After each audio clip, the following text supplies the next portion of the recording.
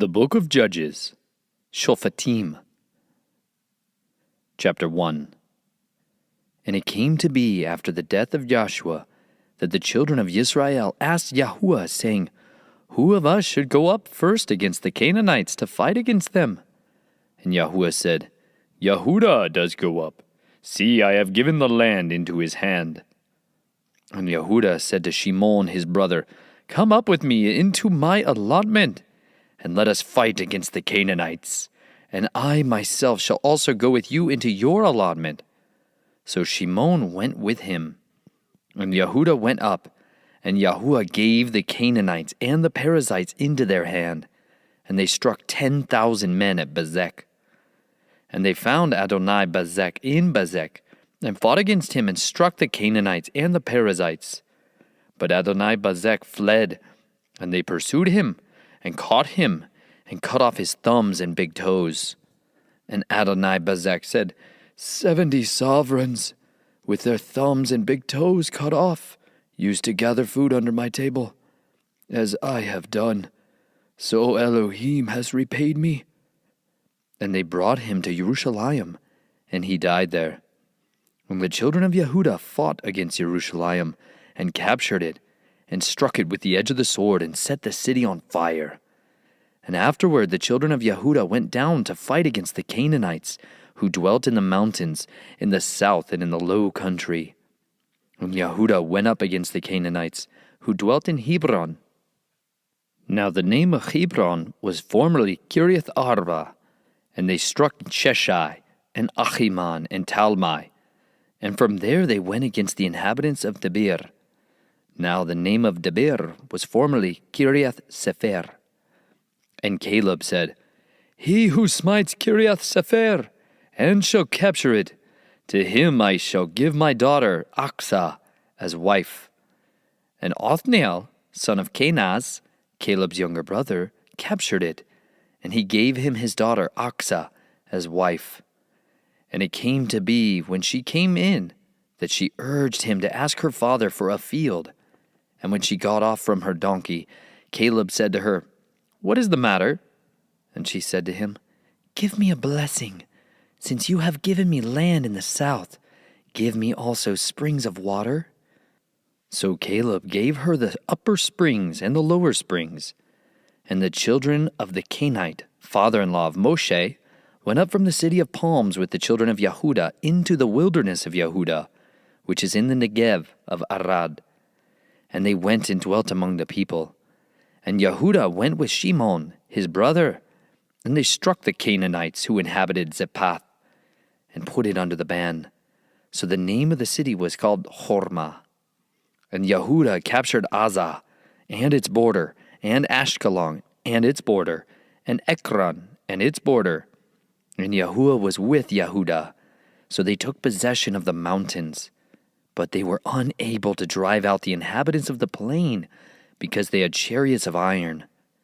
And they gave Hebron to Caleb, as Moshe had said, and he drove out from there the 3 sons of Anak. However, the children of Benjamin did not drive out the Jebusites, who inhabited Jerusalem. So the Jebusites have dwelt with the children of Benjamin in Jerusalem to this day. And the house of Joseph also went up against Bethel, and Yahuwah was with them. And the house of Joseph sent men to spy out Bethel. Now the name of the city was formerly Luz. And the watchmen saw a man coming out of the city, and they said to him, Please, show us the entrance to the city, and we shall show you loving commitment. So he showed them the entrance to the city, and they struck the city with the edge of the sword. But the man and all his clan they let go. And the man went to the land of the Hittites, and built a city, and called its name Luz, which is its name to this day. And Manasseh did not dispossess Beth-Sha'an and its villages, nor Ta'anak and its villages, nor the inhabitants of Dor and its villages, nor the inhabitants of Yiblaim and its villages, nor the inhabitants of Megiddo and its villages, for the Canaanites desired to dwell in that land. And it came to be, when Israel was strong, that they put the Canaanites into compulsory labor but did not completely drive them out. Neither did Ephraim drive out the Canaanites who dwelt in Gezer. So the Canaanites dwelt in their midst in Gezer. Neither did Zebulun drive out the inhabitants of Kitron, or the inhabitants of Nahalol. So the Canaanites dwelt in their midst, and became compulsory labor. Neither did Asher drive out the inhabitants of Akko, nor the inhabitants of Zidon, nor of Ahalab, nor of Achzib, nor of Chelbah, nor of Aphek, nor of Rehob. So the Asherites dwelt in the midst of the Canaanites, the inhabitants of the land, because they did not drive them out. Neither did Naphtali drive out the inhabitants of Beth Shemesh, and of Beth Anath came compulsory labor for them.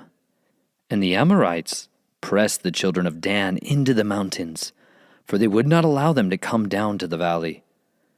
And the Amorites desired to dwell in Mount Cherez, in Aelon, and in Shalabim.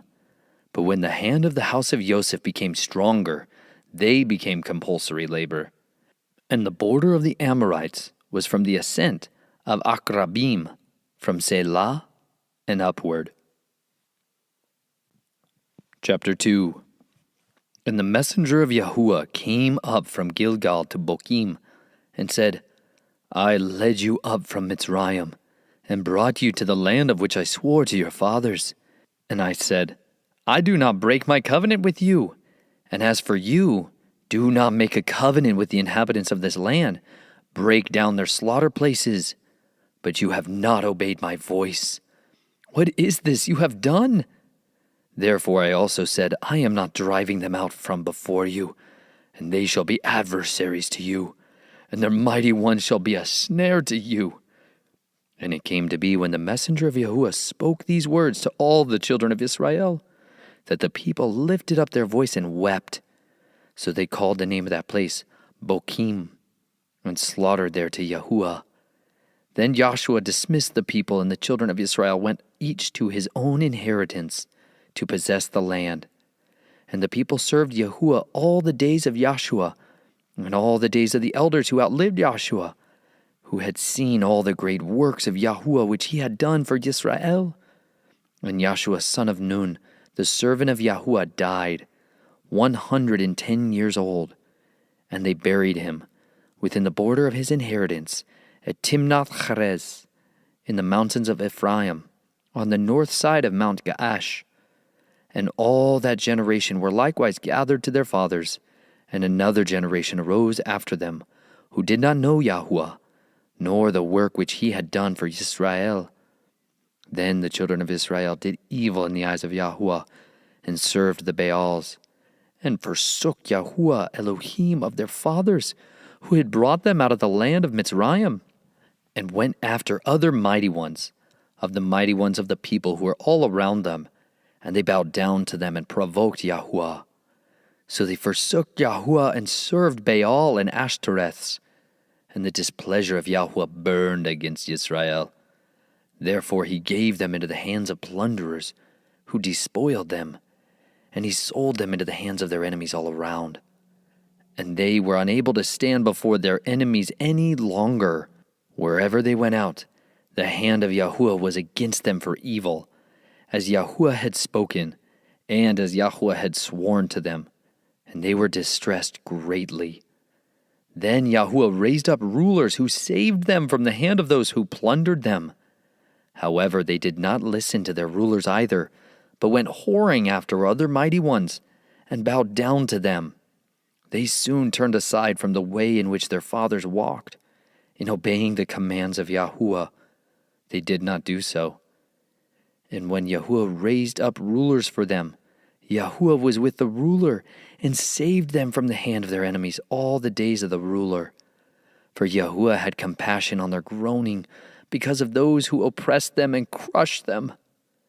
And it came to be, when the ruler was dead, that they would turn back and do more corruptly than their fathers, to go after other mighty ones, to serve them and bow down to them.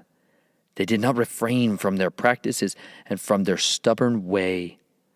And the displeasure of Yahuwah burned against Israel, and he said, Because this nation has transgressed my covenant that I commanded their fathers and has not obeyed my voice, I also shall no longer drive out before them any of the nations which Joshua left when he died, in order to try Israel by them, whether they would guard the way of Yahuwah, to walk in them as their fathers guarded them, or not. So Yahuwah left those nations without driving them out at once, and did not give them into the hand of Joshua. Chapter 3. And these are the nations which Yahuwah left to try Israel by them, all those who had not known all the battles in Canaan, only that the generations of the children of Israel might know, to teach them battle, only those who before did not know them, 5 princes of the Philistines, and all the Canaanites, and the Zidonians, and the Hivites, who dwelt in Mount Lebanon, from Mount Baal Hermon to the entrance of Hamath. And they were to try Israel by them, to know whether they would obey the commands of Yahuwah, which he had commanded their fathers by the hand of Moshe. Thus the children of Israel dwelt in the midst of the Canaanites, the Hittites, and the Amorites, and the Perizzites, and the Hittites, and the Jebusites, and took their daughters to be their wives, and gave their daughters to their sons, and served their mighty ones. Thus the children of Israel did evil in the eyes of Yahuwah, and forgot Yahuwah their Elohim, and served the Baals and the Asherahs. And the displeasure of Yahuwah burned against Israel, and he sold them into the hand of Cushan Rishath Hayim, sovereign of Aram Naharaim. And the children of Israel served Cushan Rishathayim 8 years. And when the children of Israel cried out to Yahuwah, Yahuwah raised up a Savior for the children of Israel, who saved them, Othniel, son of Kenaz, Caleb's younger brother. And the Spirit of Yahuwah came upon him, and he ruled Israel, and went out to battle. And Yahuwah gave into his hand Cushan Rishathayim, sovereign of Aram Naharaim, and his hand prevailed over Cushan Rishathayim, and the land had rest for 40 years. Then Othniel, son of Kenaz, died. And the children of Israel again did evil in the eyes of Yahuwah. And Yahuwah made Eglon, sovereign of Moab, strong against Israel, because they had done evil in the eyes of Yahuwah. And he gathered to himself the children of Ammon and Amalek, and went and struck Israel. And they took possession of the city of palms. And the children of Israel served Eglon, sovereign of Moab, 18 years. And when the children of Israel cried out to Yahuwah, Yahuwah raised up a Savior for them, Ehud, son of Gera, a Benjamite, a man impeded in his right hand. And by him the children of Israel sent a present to Eglon, sovereign of Moab. And Ehud made himself a sword. It was double-edged, and a cubit in length. And he girded it under his long robe on his right thigh. And he brought the present to Eglon, sovereign of Moab. Now Eglon was a very fat man. And it came to be that when he had finished bringing near the present, he sent away the people bearing the present. But he himself turned back from the stone images that were at Gilgal, and said, I have a secret message for you, O sovereign. And he said, Be silent. And all those standing beside him went out from him. And Ehud came to him while he was sitting in his cool roof room. And Ehud said, I have a message from Elohim for you. So he arose from his seat. And Ehud reached with his left hand and took the sword from his right thigh and thrust it into his stomach. And the handle went in after the blade, and the fat closed over the blade, for he did not draw the sword out of his stomach, and it came out behind. Then Ehud went out to the porch and shut the doors of the upper room behind him and locked them. And when he had gone out, his servants came to look and saw the doors of the roof were locked. So they said, He is only covering his feet in the cool roof room. And they waited until they were ashamed. but saw he was not opening the doors of the upper room. So they took the key and opened them, and saw their master fallen to the ground, dead. But while they were delaying, Ehud escaped, and had passed beyond the stone images, and escaped to Sariah. And it came to be when he arrived that he blew the shofar in the mountains of Ephraim. And the children of Israel went down with him from the mountains, with him leading them. And he said to them, "Follow me, for Yahweh has given your enemies, the Moabites, into your hand."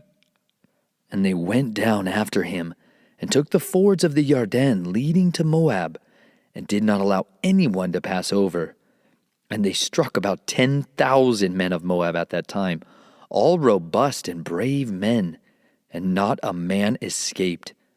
And on that day Moab was humbled under the hand of Israel. And the land had rest for 80 years.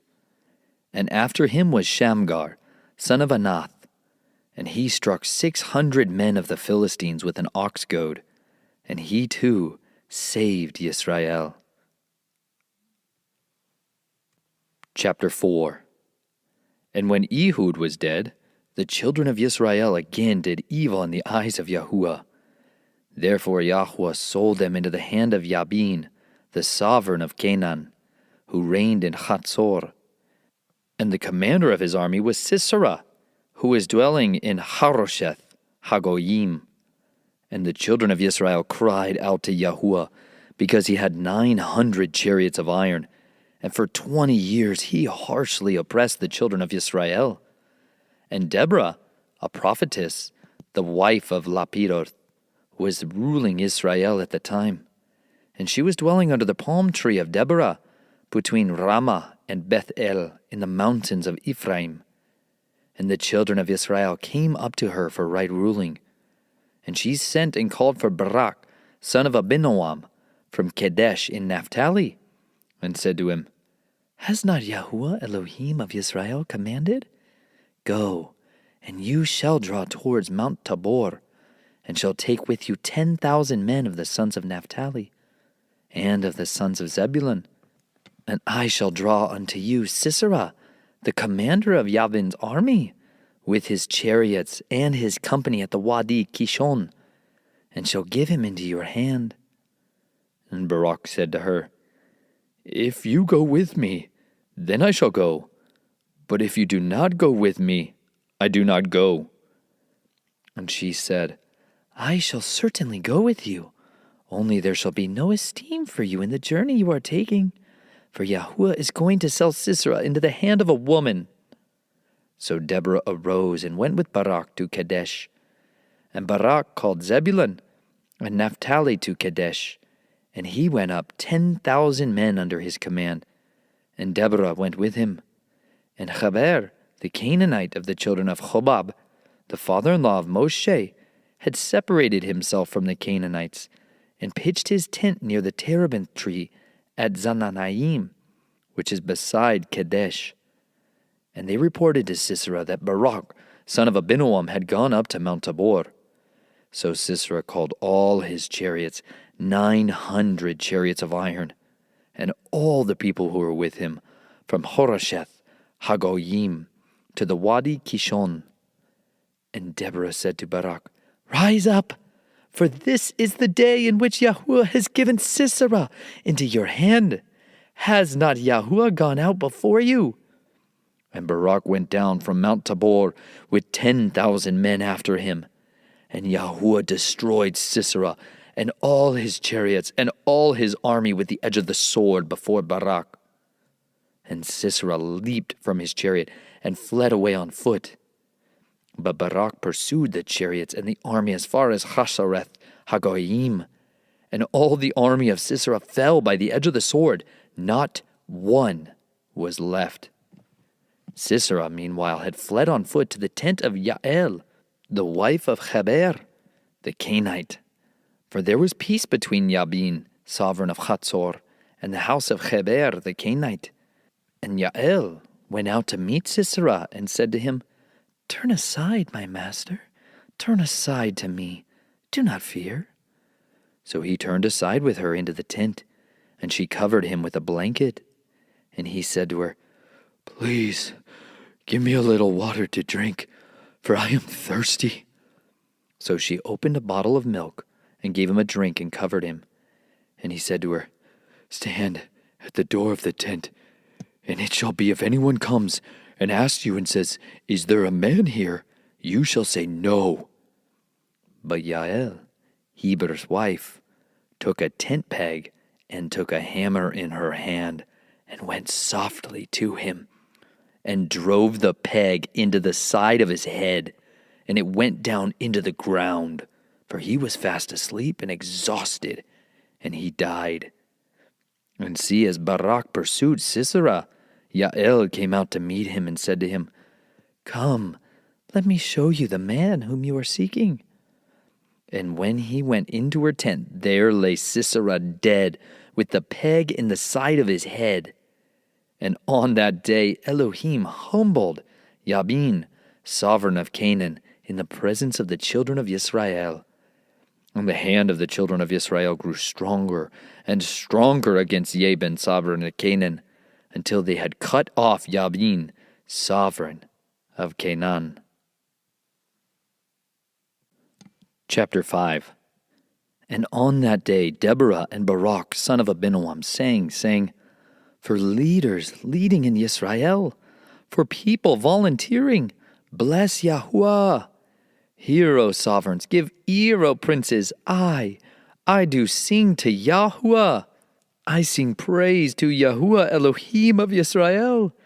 Yahuwah, when you went out from Seir, when you stepped from the field of Edom, the earth shook and the heavens poured, the clouds also poured water. The mountains flowed at the presence of Yahuwah, this Sinai, at the presence of Yahuwah, Elohim of Israel. In the days of Shamgar, the son of Anath, in the days of Yael, the highways were deserted, and the travelers went in crooked ways. Leadership ceased. It ceased in Israel until I, Deborah, arose. A mother in Israel arose. They chose new mighty ones. Then fighting was in the gates. Neither a shield nor spear was seen among 40,000 in Israel. My heart is toward the inscriber of Israel, the volunteers among the people. Bless Yahuwah. You who ride on white donkeys, you who sit on rich carpets, and you who walk along the way, declare it. By the voice of shouters between the places of drawing water, there they recount the righteous acts of Yahuwah, the righteous acts of his leadership in Israel.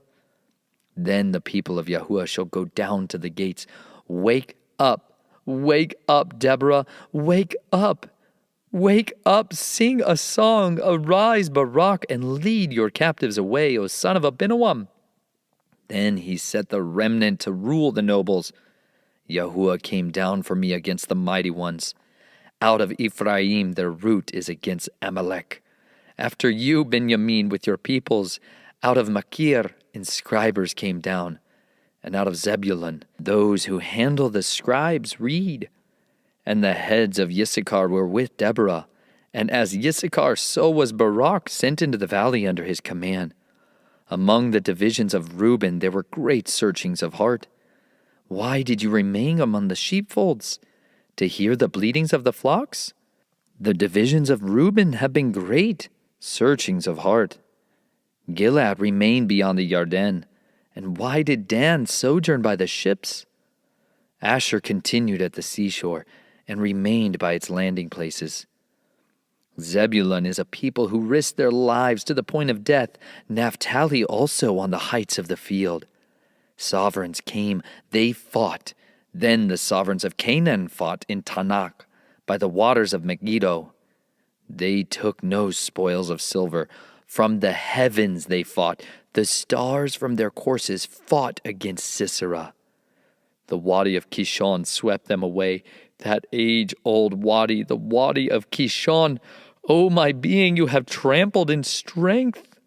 Then stamped hoofs of horses with the galloping of his steeds. Curse Maroz, said a messenger of Yahuwah. Curse its inhabitants, because they did not come to the help of Yahuwah. to the help of Yahuwah among the mighty. Blessed above women is Yael, the wife of Hever the Canaanite. Above women in her tents she is blessed. He asked for water, she gave milk. She brought out curdled milk in a bowl for nobles. She stretched her hand to the tent peg and her right hand to the workman's hammer. Then she pounded Sisera. She smashed his head. She pierced and struck through the side of his head.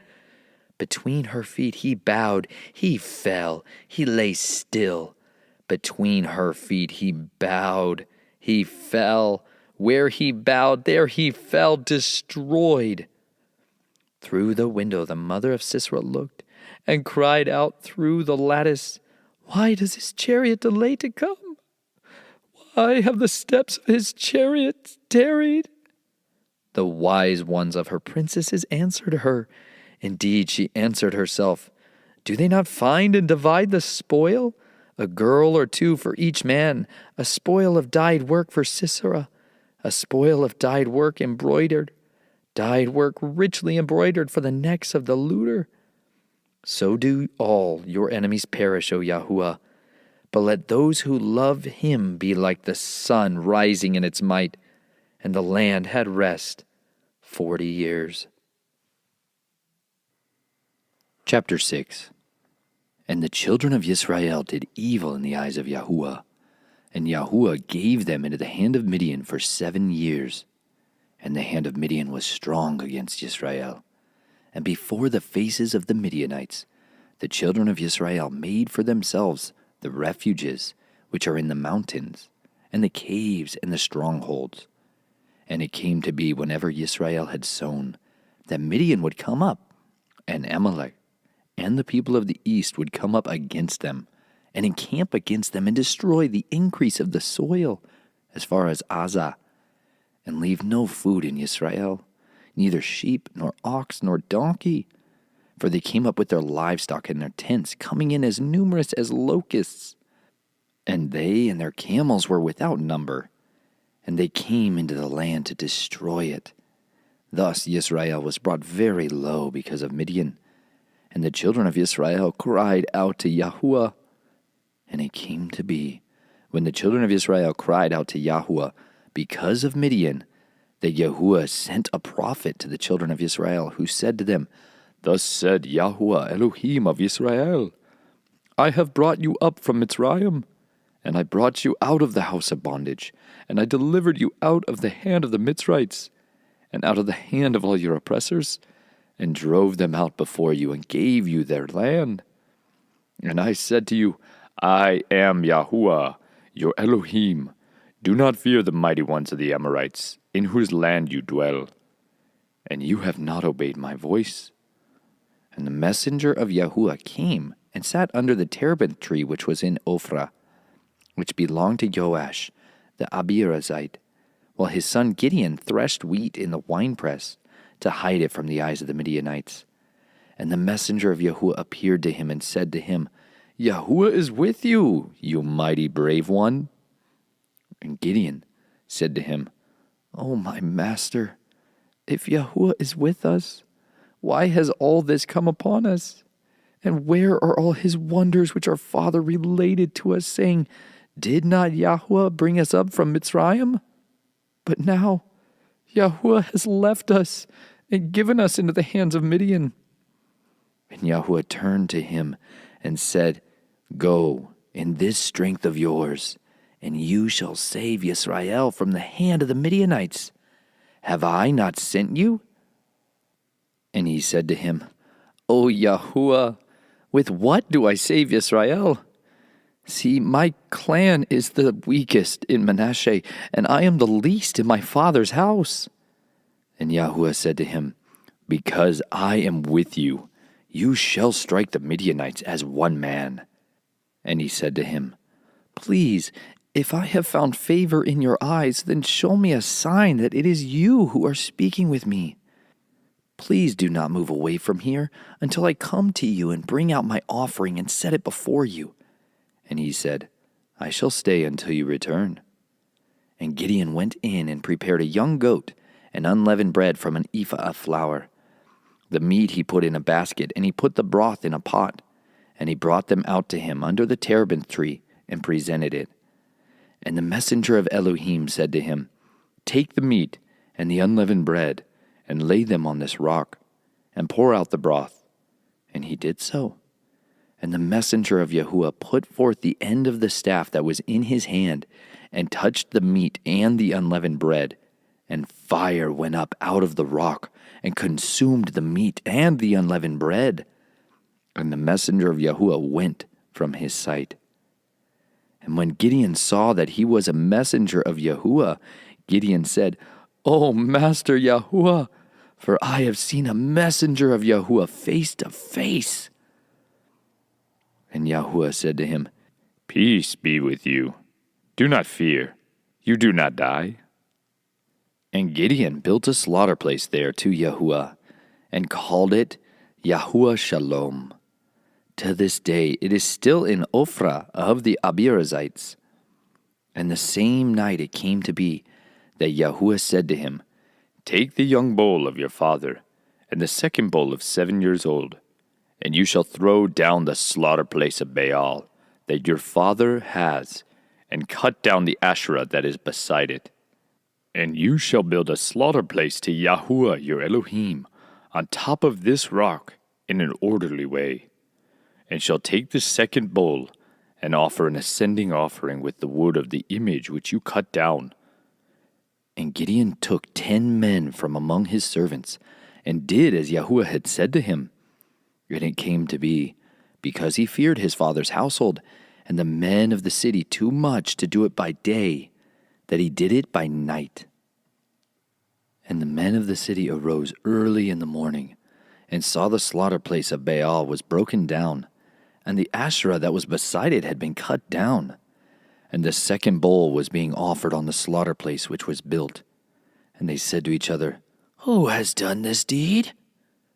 And when they had inquired and asked, they said, Gideon, son of Joash, has done this deed. And the men of the city said to Joash, Bring out your son, so that he dies, for he has broken down the slaughter place of Baal, and because he has cut down the Asherah that was beside it. And Joash said to all who stood against him, Would you plead for Baal? Would you save him? Let the one who would plead for him be put to death by morning. If he is a mighty one, let him plead for himself, because his slaughter place has been broken down.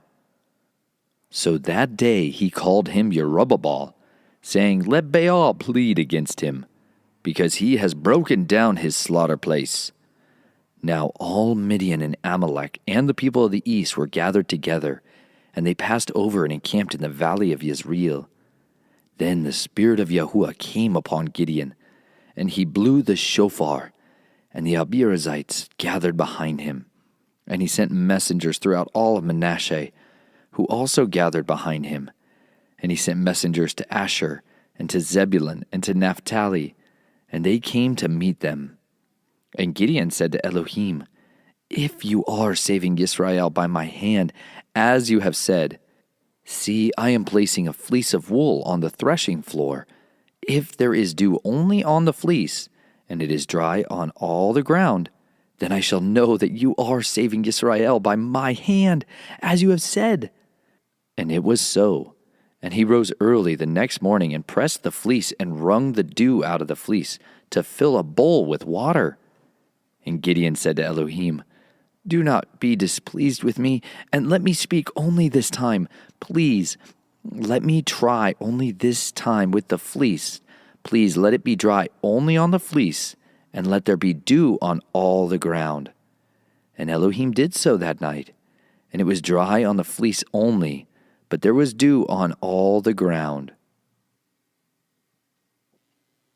Chapter 7. And Jerubbaal, that is Gideon, and all the people who were with him rose up early, and encamped by the fountain of Harod, so that the camp of Midian was on the north side of them by the hill of Moreh in the valley. And Yahuwah said to Gideon, The people who are with you are too many for me to give Midian into their hands.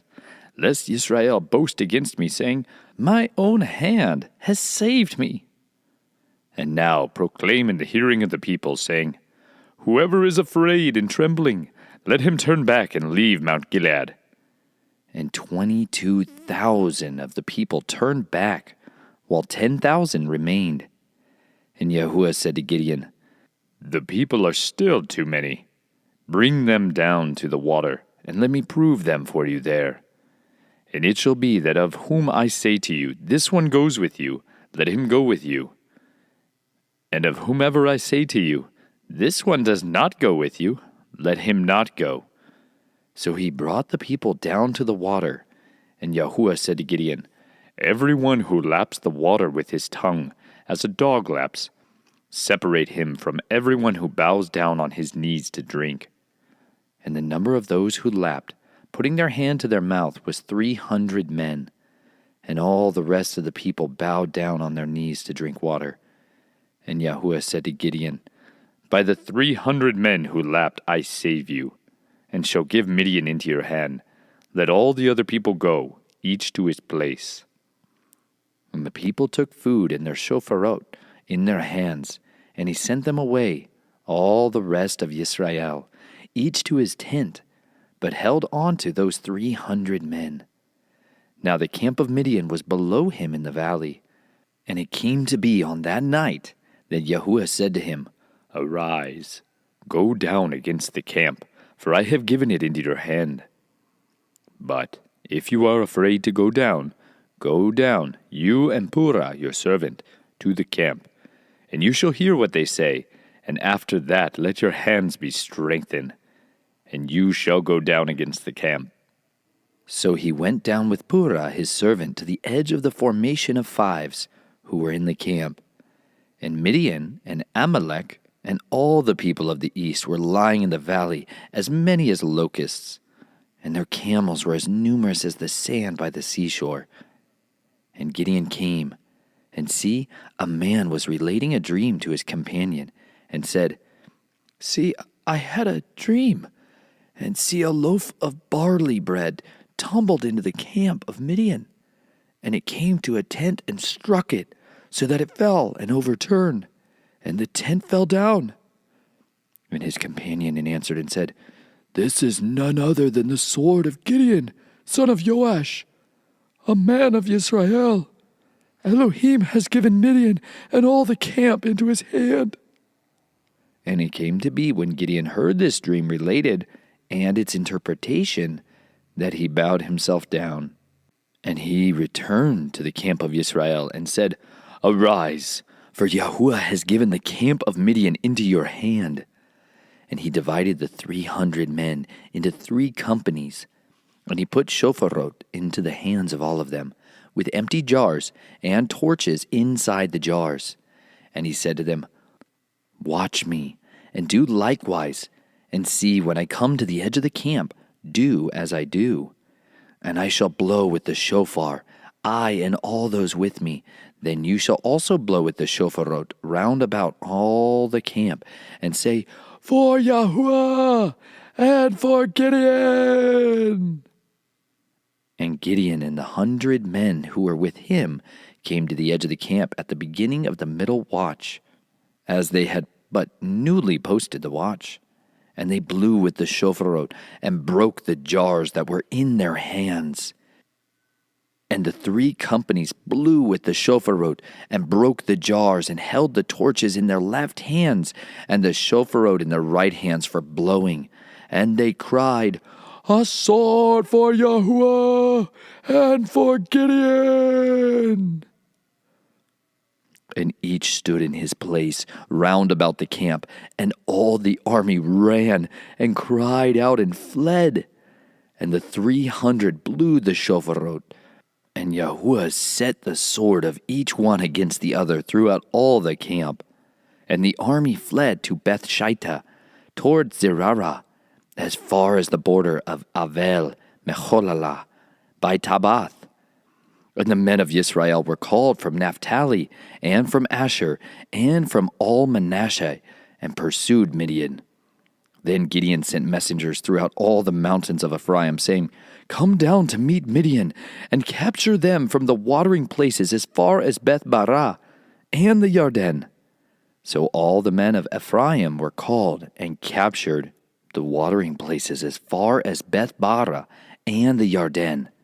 And they captured 2 princes of Midian, Oreb and Zeb, and killed Oreb at the rock of Oreb, and Zeb they killed at the winepress of Zeb, while they pursued Midian. And they brought the heads of Oreb and Zeb to Gideon beyond the Yarden. Chapter 8. And the men of Ephraim said to him, What is this you have done to us by not calling us when you went out to fight with Midian? And they contended with him sharply. And he said to them, What have I done as compared with you? Are the gleanings of Ephraim not better than the grape harvest of Abiezer? Elohim has given into your hand the princes of Midian, Oreb and Zeb. And what was I able to do as compared with you? And when he had said that, their rage toward him subsided. And Gideon and the 300 men who were with him came to the Yarden, passing over, weary, yet pursuing. And he said to the men of Sukkot, Please, give loaves of bread to the people who follow me, for they are weary, and I am pursuing Zebah and Zalmunna, sovereigns of Midian. But the leaders of Sukkot said, Are the hands of Zebah and Zalmunna now in your hand, that we should give bread to your army? And Gideon said, Because of this, when Yahuwah has given Zebah and Zalmunna into my hands, I shall tear your flesh with the thorns of the wilderness and with briars. And he went up from there to Penuel, and spoke to them in the same way. And the men of Penuel answered him as the men of Sukkot had answered him. So he spoke also with the men of Penuel, saying, When I come back here in peace, I shall break down this tower. And Zebah and Zalmunna were at Karkor, and their armies with them, about 15,000 men, all who were left of the army of the people of the east. Now those who had already fallen were 120,000 men who drew the sword. And Gideon went up by the way of those who dwell in tents of the east of Nobah and Yogibahah, and he struck the camp while the camp was at ease. And Zebah and Zalmunna fled, and he pursued them, and captured the 2 sovereigns of Midian, Zebah and Zalmunna, and shuttered the entire army. And Gideon, son of Joash, returned from battle from the ascent of Heres, and captured a youth of the men of Sukkot, and questioned him. So the youth wrote down for him the leaders of Sukkot and its elders, 77 men. And he came to the men of Sukkot and said, See, Zebah and Zalmunna, about whom you taunted me, saying, Are the hands of Zebah and Zalmunna now in your hand, that we should give bread to your men who are weary? And he took the elders of the city, and thorns of the wilderness, and briars, and with them he taught the men of Sukkot a lesson. And he broke down the tower of Penuel, and killed the men of the city. And he said to Zebah and Zalmunna, How were the men whom you killed at Tabor? So they answered, They were like you. Each one looked like the son of a sovereign. And he said, They were my brothers, the sons of my mother. As Yahuwah lives, if you had let them live, I would not kill you. And he said to Yethar, his firstborn, Rise, kill them. But the youth would not draw his sword, for he was afraid, because he was still a youth. Then Zebah and Zalmunna said, Rise yourself and fall on us, for as a man is, so is his might. So Gideon arose and killed Zebah and Zalmunna, and took the crescent ornaments which were on their camels' necks. So the men of Israel said to Gideon, Rule over us, both you and your son, also your son's sons, for you have saved us from the hand of Midian. But Gideon said to them, I do not rule over you, nor does my son rule over you. Yahuwah does rule over you. And Gideon said to them, I have a request to make of you, that each of you give me the ring from his spoil. for they had rings of gold because they were Ishmaelites. And they said, "We shall certainly give them." And they spread out a garment, and each man threw into it the ring from his spoil. And the weight of the gold rings that he requested was 1,700 pieces of gold, beside the crescent ornaments, and the pendants, and purple robes which were on the sovereigns of Midian, and beside the chains that were around their camels' necks. And Gideon made it into a shoulder garment, and set it up in his city, Ophrah. And all Yisrael went whoring after it there, and it became a snare to Gideon and to his house. Thus Midian was humbled before the children of Yisrael, and they lifted their heads no more. And the land had rest for 40 years in the days of Gideon. And Jerubbaal, son of Joash, went and dwelt in his own house. And Gideon had 70 sons who were his own offspring, for he had many wives. And his concubine, who was in Shechem, also bore him a son, and he gave him the name Abimelech. And Gideon, son of Joash, died at a good old age, and was buried in the burial site of Joash his father, in Ophrah of the Abiezrites. And it came to be, when Gideon was dead, that the children of Israel again went whoring after the Baals, and made Baal-Berith their mighty one. Thus the children of Israel did not remember Yahweh their Elohim, who had delivered them from the hands of all their enemies round about. Nor did they show loving commitment to the house of Jerubbaal, Gideon, according to all the good which he did for Yisrael. Chapter 9. And Abimelech, son of Jerubbaal, went to Shechem to his mother's brothers, and spoke with them, and with all his clan of the house of his mother's father, saying, "Please speak in the hearing of all the masters of Shechem. Which is better for you, that 70 men, all the sons of Jerubbaal, rule over you, or that one man rule over you? And you shall remember that I am your own flesh and bone." And his mother's brothers spoke all these words concerning him in the hearing of all the masters of Shechem. And their heart inclined toward Abimelech, for they said, "He is our brother." And they gave him 70 pieces of silver from the house of Baal-Berith, with which Abimelech hired worthless and reckless men. And they followed him. And he went to his father's house at Ophrah, and killed his brothers, the 70 sons of Jerubbaal, on one stone. But Jotham, the youngest son of Jerubbaal, was left, because he hid himself. And all the masters of Shechem gathered together, and all of Beth Milo. And they went and made Abimelech sovereign beside the terebinth tree at the post that was in Shechem. And they informed Jotham, and he went and stood on top of Mount Gerizim, and lifted his voice and cried out and said to them, "Hear me, you masters of Shechem, and let Elohim hear you.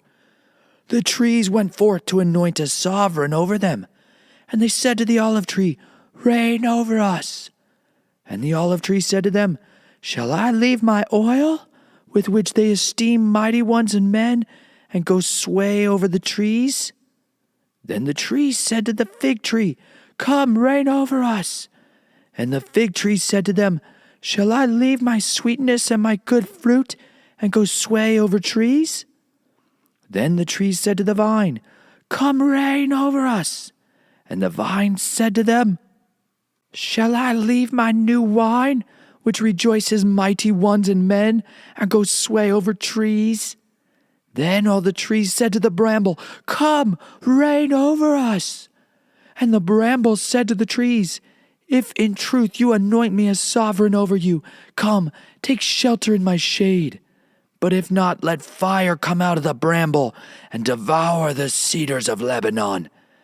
And now if you have acted in truth and integrity in setting up Abimelech to reign, and if you have acted well with Jerubbaal and his house, and you have done to him as his hands did to you, for my father fought for you and risked his life and delivered you out of the hand of Midian. But you have risen up against my father's house today, and killed his 70 sons on one stone, and set up Abimelech, the son of his female servant, to reign over the masters of Shechem, because he is your brother. If then you have acted in truth and integrity with Jerubbaal and with his house this day, then rejoice in Abimelech, and let him also rejoice in you. But if not, let fire come out from Abimelech and devour the masters of Shechem and Beth Milo, and let fire come out from the masters of Shechem and from Beth Milo and devour Abimelech. Then Jotham ran away and fled, and he went to Beer and dwelt there for fear of Abimelech his brother. And Abimelech governed Israel 3 years. And Elohim sent an evil spirit between Abimelech and the masters of Shechem. And the masters of Shechem acted treacherously against Abimelech, in order that the violence done to the 70 sons of Jerubbaal might come, and their blood be laid on Abimelech, their brother, who killed them, and on the masters of Shechem, who strengthened his hand to kill his brothers. And the masters of Shechem set men in ambush against him on the tops of the mountains, and they robbed all who passed over by them along that way. And it was reported to Abimelech. And Gaal, son of Ebed, came with his brothers and passed over to Shechem. And the masters of Shechem put their trust in him, and went out into the fields, and gathered their vineyards, and trod out, and held a feast. And they went into the house of their mighty one, and ate and drank, and cursed Abimelech. And Gaal, son of Ebed, said, Who is Abimelech? Who is Shechem, that we should serve him? Is not the son of Jerubbaal, and is not Zebul his officer? Serve the men of Hamor, the father of Shechem. But why should we serve him? If only this people were under my hand, then I would remove Abimelech. And he said to Abimelech, Increase your army, and come out. And when Zebul, the governor of the city, heard the words of Gaal, son of Ebed, his displeasure burned. And he sent messengers to Abimelech by deceit, saying, See, Gaal, son of Ebed, and his brothers have come to Shechem, and see, they are besieging the city against you. And now get up by night, you and the people who are with you, and lie in wait in the field. And it shall be, as soon as the sun is up in the morning, then rise early and rush upon the city. And see, when he and the people who are with him come out against you, you shall do to them as your hand finds to do. And Abimelech and all the people who are with him rose up by night, and laid in wait against Shechem in 4 companies. Now Gaal, son of Ebed, went out and stood in the entrance to the city gate. And Abimelech and all the people who were with him rose from lying in wait. And when Gaal saw the people, he said to Zebul, See, people are coming down from the tops of the mountains. But Zebul said to him, You are seeing the shadows of the mountains like men. And Gaal spoke again and said, See, people are coming down from the high part of the land, and another company is coming down from the diviner's terebinth tree. And Zebul said to him, Now where is your mouth with which you said, Who is Abimelech, that we should serve him? Are not these people whom you despised? I beg you, go out and fight them now. So Gaal went out, leading the masters of Shechem, and fought Abimelech. And Abimelech pursued him, and he fled from him. And many fell wounded up to the entrance of the gate. And Abimelech stayed at Arumah. And Zebul drove out Gaal and his brothers, so that they would not dwell in Shechem. And it came to be the next day that the people went out into the field, and they informed Abimelech. And he took his people, and divided them into 3 companies, and laid in wait in the field, and looked, and saw the people coming out of the city, and he rose against them, and struck them. And Abimelech and the company that was with him rushed forward, and stood at the entrance of the gate of the city. And the other 2 companies rushed upon all who were in the fields, and struck them. And Abimelech fought against the city all that day, and captured the city and killed the people who were in it. And he broke down the city and sowed it with salt. And all the masters of the tower of Shechem had heard that, and entered the stronghold of the house of El-Berith. And it was reported to Abimelech that all the masters of the tower of Shechem were gathered together. So Abimelech went up to Mount Zalmon, he and all the people who were with him. And Abimelech took an axe in his hand and cut down a branch from the trees, and took it and laid it on his shoulder. Then he said to the people who were with him, "What you have seen me do, hurry, do as I have done." And all the people likewise cut down each one his own branch, and followed Abimelech, and put them against the stronghold, and set the stronghold on fire above them, so that all the men of the tower of Shechem died, about 1,000 men and women. And Abimelech then went up to Thebez, and he encamped against Thebez and captured it. However, there was a strong tower in the city, and all the men and women and all the masters of the city fled there and shut themselves in, and went up to the top of the tower. And Abimelech came to the tower and fought against it, and approached the door of the tower to burn it with fire. But a certain woman dropped an upper millstone on the head of Abimelech, and crushed his skull. He then immediately called the young man, his armor-bearer, and said to him, "Draw your sword and kill me, lest men say of me, 'A woman killed me.'" And his young man thrust him through, and he died. And when the men of Israel saw that Abimelech was dead, each one went to his own place. Thus did Elohim repay the evil of Abimelech, which he had done to his father, to kill his 70 brothers. And all the evil of the men of Shechem Elohim turned back on their own heads, and the curse of Jotham, son of Jerubbaal, came on them. Chapter 10. And after Abimelech, there arose Tola, son of Puah, son of Dodo, a man of Issachar, to save Yisrael. And he dwelt in Shamur, in the mountains of Ephraim. And he ruled Yisrael 23 years. Then he died, and was buried in Shamur. And after him arose Yair, a Gileadite, and he ruled Yisrael 22 years. And he had 30 sons, who rode on 30 donkeys, and they had 30 towns, which are called Hawath Yair to this day, which are in the land of Gilead. And Yair died, and was buried in Kalmon.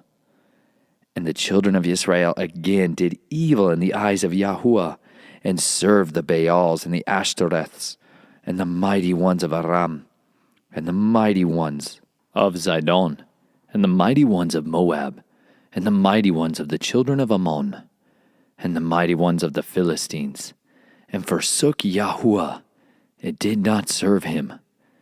Therefore the displeasure of Yahuwah burned against Israel, and he sold them into the hands of the Philistines, and into the hands of the children of Ammon. And they crushed and oppressed the children of Israel that year, for 18 years, all the children of Israel who were beyond the Yarden, in the land of the Amorites, in Gilead. And the children of Ammon passed over the Yarden to fight against Yehudah, and against Benjamin, and against the house of Ephraim, so that Israel had great distress. And the children of Israel cried out to Yahuwah, saying, "We have sinned against you, because we have both forsaken our Elohim and served the Baals." So Yahuwah said to the children of Israel, "Was it not from the Mitzrites, and from the Amorites, and from the children of Ammon, and from the Philistines that I saved you? And the Zidonians, and Amalek, and Moan oppressed you, and you cried out to me, and I saved you from their hand. But you have forsaken me, and served other mighty ones. Therefore I do not save you again. Go, and cry out to the mighty ones which you have chosen. Let them save you in your time of distress." And the children of Israel said to Yahuwah, "We have sinned. Do to us whatever is good in your eyes, only deliver us today, please." So they put away the foreign mighty ones from their midst, and served Yahuwah. and his being was grieved with the trouble of Yisrael. Then the children of Ammon were called together and encamped in Gilead, and the children of Israel gathered together and encamped in Mitzpah. And the people, the heads of Gilead, said to each other, "Let the man who is the first to fight against the children of Ammon be head over all the inhabitants of Gilead." Chapter 11. And Jephthah the Gileadite was a mighty brave one, but he was the son of a whore. And Gilead brought forth Jephthah, and the wife of Gilead bore sons. And when his wife's sons grew up, they drove Jephthah out, and said to him, "You shall not have an inheritance in the house of our father, for you are the son of another woman." And Jephthah fled from his brothers, and dwelt in the land of Tob. And worthless men banded together with Jephthah, and went out with him. And it came to be, some time later, that the children of Ammon fought against Israel. And it came to be, when the children of Ammon fought against Israel, that the elders of Gilead went to bring Jephthah out of the land of Tob. And they said to Jephthah, "Come, and you shall be our commander, and let us fight against the children of Ammon." But Jephthah said to the elders of Gilead, "Did you not hate me, and drive me from my father's house? Why have you come to me now when you are in trouble?" And the elders of Gilead said to Jephthah, "That is the reason we have turned to you, that you shall go with us and fight against the children of Ammon, and be our head over all the inhabitants of Gilead." And Jephthah said to the elders of Gilead, "If you take me back home to fight against the children of Ammon, and Yahuwah gives them to me, am I to be your head?" And the elders of Gilead said to Jephthah, "Yahuwah is witness between us, if we do not do according to your words." Then Jephthah went with the elders of Gilead, and the people set him over them, as head and commander. And Jephthah spoke all his words before Yahuwah in Mitzpah. And Jephthah sent messengers to the sovereign of the children of Ammon, saying, "What is between you and me, that you have come to fight against me in my land?" And the sovereign of the children of Ammon said to the messengers of Jephthah, "Because Israel took my land, when they came up out of Mitzrayim, from the Arnon as far as the Yabok, and to the Yarden, and now give back those lands in peace." But Jephthah again sent messengers to the sovereign of the children of Ammon, and said to him, "This is what Jephthah said. Israel did not take the land of Moab, nor the land of the children of Ammon. For when they came up from Mitzrayim, and Israel walked through the wilderness as far as the Sea of Reeds, and came to Kadesh, then Israel sent messengers to the sovereign of Edom, saying, "Please, let me pass over through your land." But the sovereign of Edom would not listen, and they also sent to the sovereign of Moab, but he refused. So Israel stayed at Kadesh. Then they went through the wilderness and around the land of Edom and the land of Moab, and came to the east side of the land of Moab, and encamped beyond the Arnon. But they did not enter the border of Moab, for Arnon was the border of Moab. And Israel sent messengers to Sihon, sovereign of the Amorites, sovereign of Heshbon. And Israel said to him, "Please let us pass over through your land into our place." But Sihon did not trust Israel to pass over through his border. And Sihon gathered all his people together, and they encamped in Yahatz, and fought against Israel. And Yahuwah Elohim of Israel gave Sihon and all his people into the hand of Israel, and they struck them. So Israel took possession of all the land of the Amorites, the inhabitants of that land. Thus they took possession of all the border of the Amorites, from Arnon to the Yabok, and from the wilderness to the Yarden. And now Yahuwah Elohim of Israel has driven out the Amorites from before his people Israel. Should you then possess it? Whatever Chemosh, your mighty one, gives you to possess, do you not possess it? And all that which Yahuwah our Elohim takes possession of before us, we possess. And now are you any better than Balak, son of Zippor, sovereign of Moab? Did he ever strive against Israel? Did he ever fight against them? While Israel dwelt in Heshbon and its villages, and in Aror and its villages, and in all the cities along the banks of the Arnon for 300 years, Why did you not recover them within that time? So I have not sinned against you, but you are doing me evil by fighting against me. Let Yahuwah the judge today between the children of Israel and the children of Ammon." But the sovereign of the children of Ammon did not listen to the words which Yiftah sent him.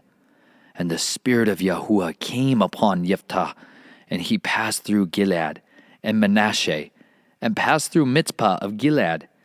And from Mitzpah of Gilead he passed on toward the children of Ammon. And Yiftah made a vow to Yahuwah, and said, "If you give the children of Ammon into my hands, then it shall be that whatever comes out of the doors of my house to meet me, when I return in peace from the children of Ammon, shall belong to Yahuwah, and I shall offer it up as an ascending offering." Yiftah then passed on toward the children of Ammon to fight against them. And Yahuwah gave them into his hands, and he struck them from Aroer as far as Minnith, 20 cities, and to Abel Keramim with a very great slaughter. Thus the children of Ammon were humbled before the children of Israel. And Yiftah came to his house at Mitzpah, and saw his daughter coming out to meet him with timbrels and dancing. Now except for her, he had neither son nor daughter. And it came to be when he saw her that he tore his garments and said, "Oh, my daughter, you have brought me very low. You are among those who trouble me. And I have given my word to Yahuwah, and I am unable to turn back." And she said to him, "My father, if you have given your word to Yahuwah, do to me according to what has gone out of your mouth, because Yahuwah has taken vengeance for you upon your enemies, the children of Ammon." And she said to her father, "Let this be done for me. Let me alone for 2 new moons, and let me go and wander on the mountains and bewail my maidenhood, my friends and I." Then he said, "Go." And he sent her away for 2 new moons. And she went with her friends, and bewailed her maidenhood on the mountains. And it came to be at the end of 2 new moons that she returned to her father, and he did to her as he had vowed. And she knew no man.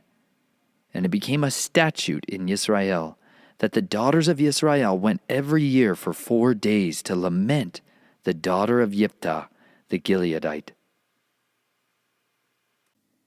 Chapter 12. And the men of Ephraim gathered together and passed over toward Zaphon, and said to Yiftah, "Why did you pass over to fight against the children of Ammon, and did not call us to go with you? We are going to burn your house over you with fire." And Yiftah said to them, "My people and I were in a great struggle with the children of Ammon, and when I called you, you did not save me out of their hands. And I saw that you would not save me. Then I took my life in my hands and went over against the children of Ammon, and Yahuwah gave them into my hand. And why have you come up to me today to fight against me?" Yiftah then gathered together all the men of Gilead, and fought against Ephraim. And the men of Gilead struck Ephraim, because they had said, "You Gileadites are fugitives of Ephraim, in the midst of Ephraim, in the midst of Manasseh." And Gilead captured the fords of the Arden that faced Ephraim. And it came to be when the fugitives from Ephraim said, "Let me pass over," the men of Gilead said to them, "You are an Ephraimite." If he said, "No," then they would say to him, "Please say Shibboleth." And he would say Sibboleth, for he was unable to pronounce it right. Then they seized him and slew him at the fords of the Arden. And at that time there fell 42,000 Ephraimites. And Yiftah ruled Israel 6 years. And Yiftah the Gileadite died, and was buried in one of the cities of Gilead. And after him, Ibzan of Bethlehem ruled Israel. And he came to have 30 sons and 30 daughters. He sent abroad and brought in 30 daughters for his sons. And he ruled Israel 7 years. And Ibzan died, and was buried at Bethlehem. And after him, Elon the Zebulunite ruled Israel. and he ruled Israel 10 years. And Elon the Zebulunite died, and was buried at Ayalon, in the land of Zebulun. And after him Abdon, son of Hillel, the Pirathonite, ruled Israel. And he had 40 sons and 30 donkeys, who rode on 70 young donkeys. And he ruled Israel 8 years. And Abdon, son of Hillel, the Pirathonite, died, and was buried in Pirathon, in the land of Ephraim, in the mountains of the Amalekites. Chapter 13. And again the children of Israel did evil in the eyes of Yahuwah.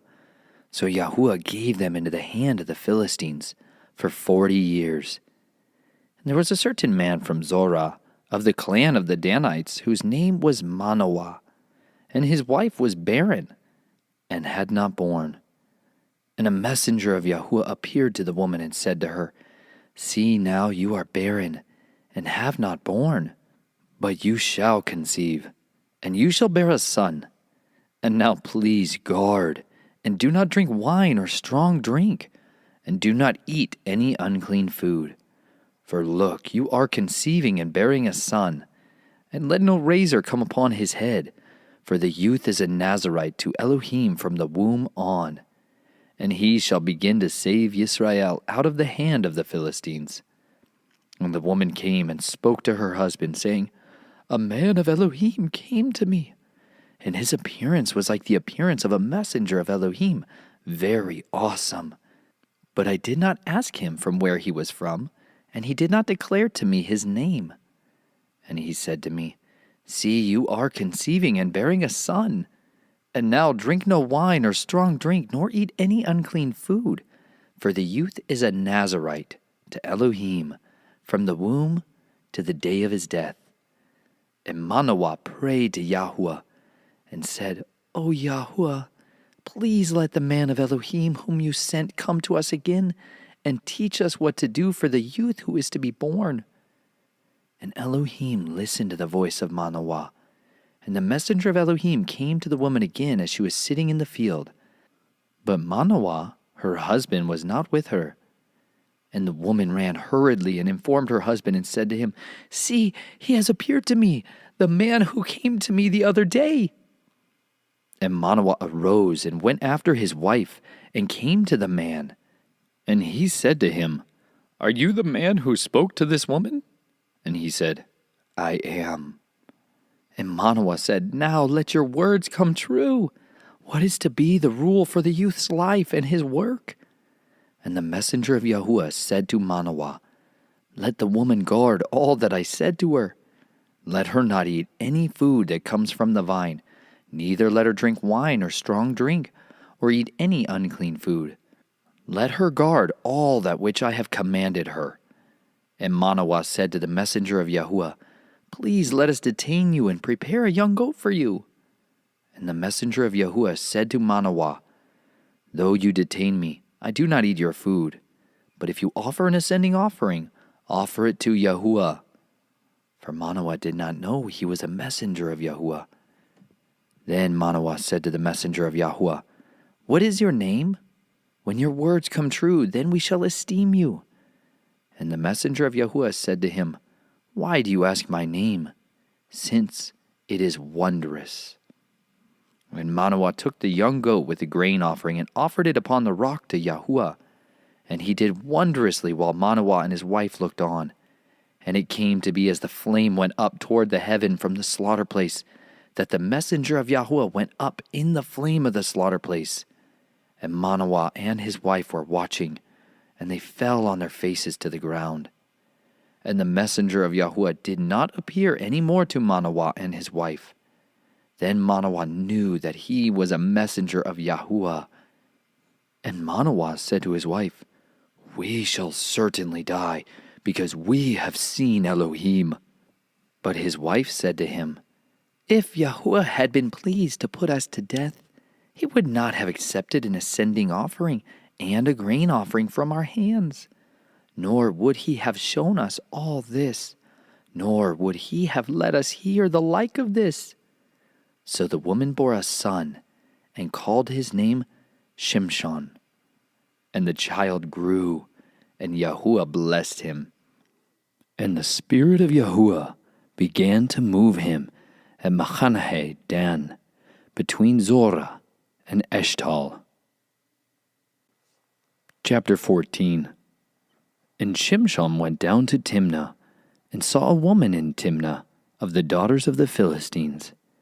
And he went up and informed his father and mother, saying, I have seen a woman in Timnah of the daughters of the Philistines, and now take her for me for a wife. But his father and mother said to him, Is there no woman among the daughters of your brothers, or among all my people, that you should take a wife from the uncircumcised Philistines? And Shimshon said to his father, Take her for me, for she is pleasing in my eyes. However, his father and mother did not know that it was of Yahuwah, that he was seeking an occasion to move against the Philistines. For at that time the Philistines were ruling over Israel. Then Shimshon went down to Timnah with his father and mother, and came to the vineyards of Timnah, and saw a young lion roaring as it met him. And the Spirit of Yahuwah came mightily upon him, and he tore it apart as the tearing apart of a young goat, with knot in his hand. And he did not make known to his father or mother what he had done. And he went down and spoke to the woman, and she pleased Shimshon well.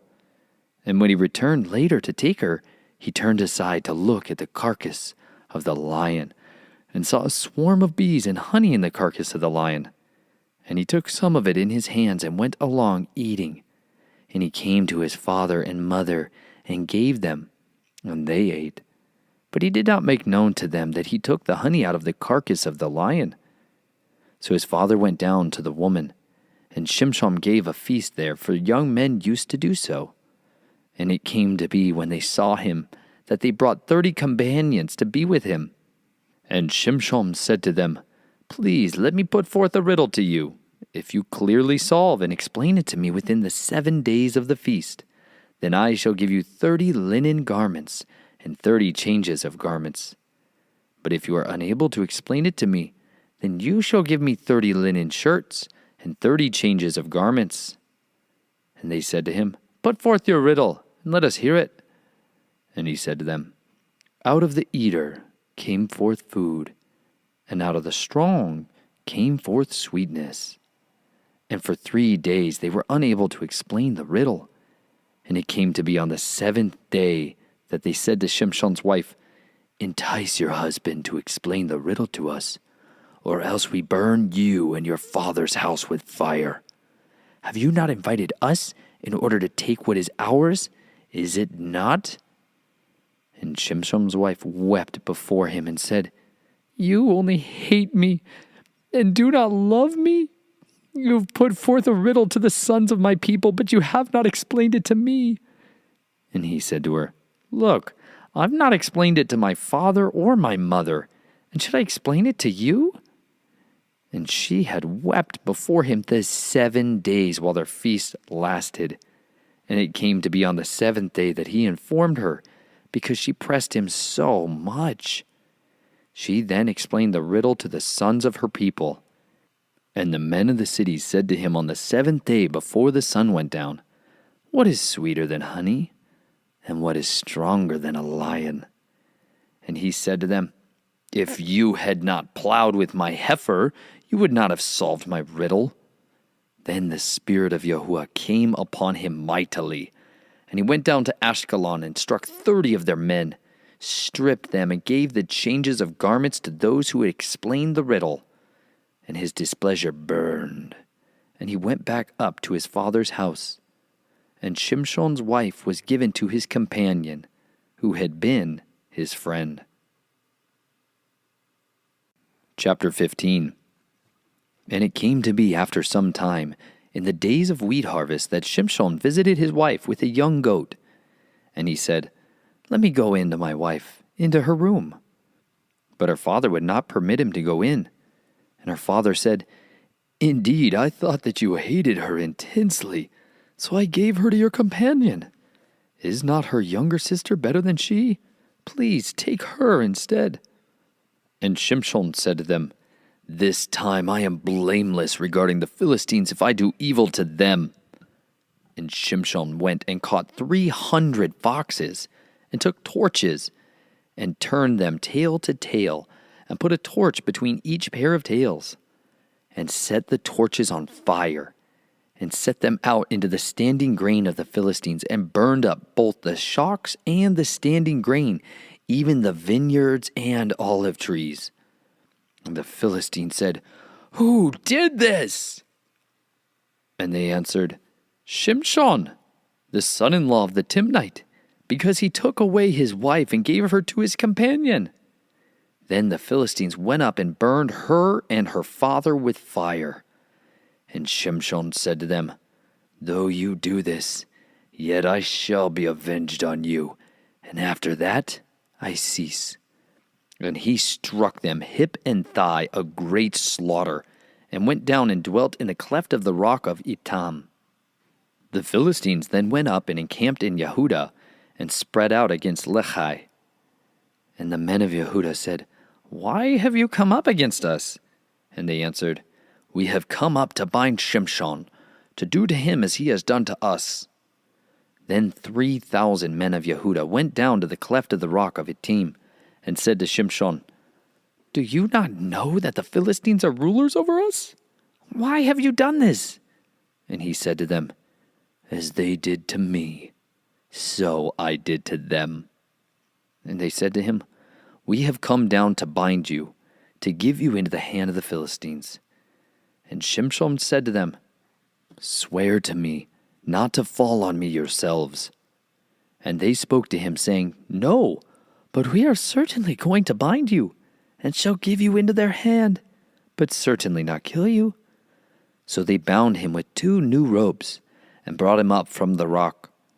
When he came to Lehi, the Philistines came shouting to meet him, and the spirit of Yahuwah came mightily upon him, and the ropes that were on his arms became like flax that is burned with fire, and his bonds broke loose from his hands. And he found a fresh jawbone of a donkey, and put out his hand and took it, and struck 1,000 men with it. And Shimshon said, "With the jawbone of a donkey, 1 heap, 2 heaps. With the jawbone of a donkey I have stricken 1,000 men." And it came to be, when he had ended speaking, that he threw the jawbone from his hand, and called that place Ramath Lehi. And he became very thirsty, and cried out to Yahuwah, and said, "You have given this great deliverance by the hand of your servant, and now am I to die of thirst, and fall into the hand of the uncircumcised?" And Elohim split the hollow place that is in Lehi, and water came out, and he drank. And his spirit came back, and he revived. So he called its name En Hakor, which is in Lehi to this day. And he ruled Yisrael 20 years in the days of the Philistines. Chapter 16. And Shimshon went to Azah, and saw a woman there, a whore, and went in to her. And the Azathites, saying, "Shimshon has come here." So they went round and lay in wait for him all night at the gate of the city, and kept silent all night, saying, "In the morning, when it is daylight, then we shall kill him." Now Shimshon lay until midnight, and rose at midnight, and took hold of the doors of the gate of the city, and the 2 gateposts, and pulled them up with the bar, put them on his shoulders, and took them to the top of the hill that faces Hebron. And it came to be afterward that he loved a woman in the Wadi Sorek, whose name was Delilah. And the princes of the Philistines came up to her, and said to her, "Entice him, and find out where his great strength lies, and see by what we might overpower him. Then we shall bind him to humble him. And let us give you, each one of us, 1,100 pieces of silver." Then Delilah said to Shimshon, "Please reveal to me where your great strength lies, and by what you might be bound to humble you." And Shimshon said to her, If they bind me with 7 fresh cords, not yet dried, then I shall be weak, and be like any other man." The princes of the Philistines then brought her 7 fresh cords, not yet dried, and she bound him with them, while those lying in wait stayed with her in the room. And she said to him, "The Philistines are upon you, Shimshon." But he broke the cords as a strand of yarn breaks when it touches fire. So the secret of his strength remained unknown. And Delilah said to Shimshon, "Look, you have mocked me and spoken lies to me. Now please reveal to me by what you might be bound." And he said to her, "If they bind me tightly with new ropes that have never been used, then I shall be weak and be like any other man." And Delilah took new ropes and bound him with them, and said to him, "The Philistines are upon you, Shimshon." And those lying in wait were sitting in the inner room, but he broke them off his arms like a thread. So Delilah said to Shimshon, "Until now you have mocked me and spoken lies to me. Reveal to me how you might be bound." And he said to her, "If you weave the 7 locks of my head with the web." Then she fastened it with a pin and said to him, "The Philistines are upon you, Shimshon." But he awoke from his sleep and pulled out the pin of the loom and the web. Then she said to him, "How do you say I love you when your heart is not with me? You have mocked me these 3 times, and have not made known to me where your great strength lies." And it came to be, when she pressed him daily with her words, and urged him so that his being was wearied to death, that he made known to her all his heart, and said to her, "No razor has ever come upon my head, for I have been a Nazirite to Elohim from my mother's womb. If I were shaven, then my strength would leave me, and I would become as weak as any other man." And Delilah saw that he had made known to her all his heart, and she sent and called for the princes of the Philistines, saying, "Come up once more, for he has made known to me all his heart." So the princes of the Philistines came up to her and brought the silver in their hand.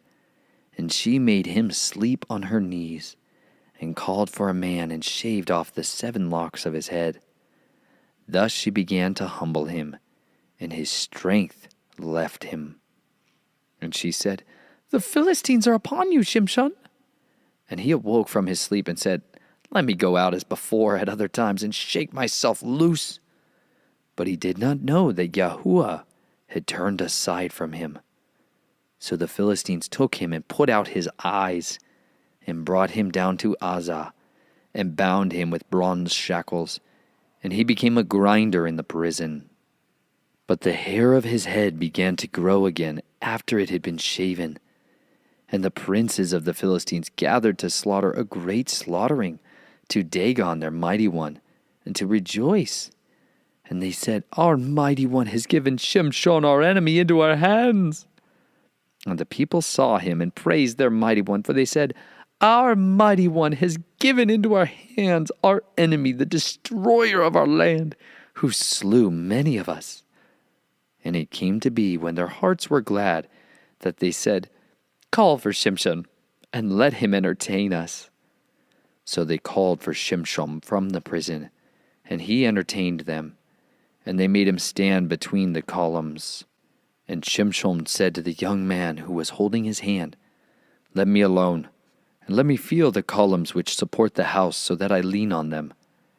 And the house was filled with men and women, and all the princes of the Philistines were there, and about 3,000 men and women on the roof, who watched Shimshon entertaining. And Shimshon called to Yahuwah, saying, "O Master Yahuwah, remember me, I pray. Strengthen me, I pray, only this time, O Elohim, and let me avenge myself on the Philistines with vengeance for my 2 eyes."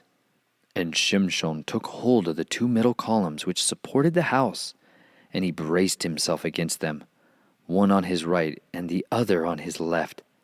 And Shimshon said, "Let me die with the Philistines." And he bowed himself mightily, And the house fell on the princes and all the people in it. And the dead that he killed at his death were more than he had killed in his life. And his brothers and all his father's household came down and took him, and brought him up, and buried him between Zorah and Eshtaol, in the burial site of his father Manoah. And he had ruled Yisrael 20 years.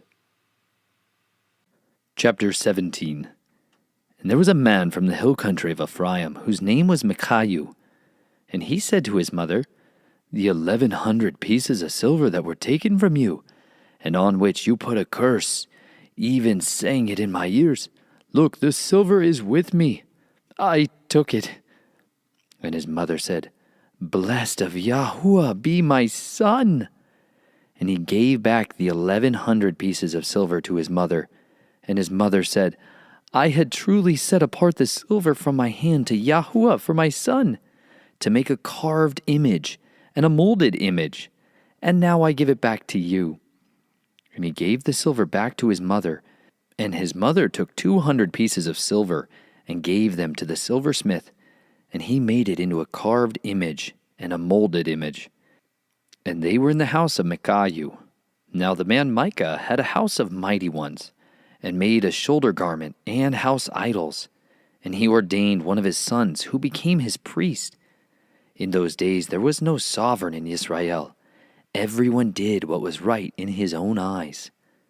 And there was a young man from Bethlehem in Yehudah, of the clan of Yehudah, and he was a Levite, and he was sojourning there. And the man went out of the city of Bethlehem in Yehudah to sojourn wherever he could find a place. And he came to the mountains of Ephraim, to the house of Micah, as he journeyed. And Micah said to him, Where do you come from? And he said to him, I am a Levite from Bethlehem in Yehudah, and I'm on my way to find a place to sojourn. And Micah said to him, Dwell with me, and be a father and a priest to me, and I give you 10 pieces of silver per year, and a suit of garments, and your food. And the Levite went in. So the Levite agreed to dwell with the man, and the young man became like one of his sons to him. Then Micah ordained the Levite, and the young man became his priest, and he was in the house of Micah. And Micah said, Now I know that Yahuwah does good to me, since I have a Levite as priest. In those days there was no sovereign in Israel. And in those days the tribe of the Danites was seeking an inheritance for itself to dwell in. For until that day, all their inheritance among the tribes of Israel had not fallen to them. And the children of Dan sent 5 men of their clan, brave men from Zorah and Eshtaol, to spy out the land and search it. And they said to them, Go, search the land. So they went to the mountains of Ephraim, to the house of Micah, and spent the night there. When they were near the house of Micah, they recognized the voice of the young Levite, and turned aside, and said to him, Who brought you here? What are you doing in this place, and what do you have here? And he said to them, Micah did such and such for me, and he hired me, and I have become his priest. And they said to them, Please inquire of Elohim, and we shall know whether the journey on which we are going is prosperous. And the priest said to them, Go in peace. Your journey on which you go is before Yahuwah.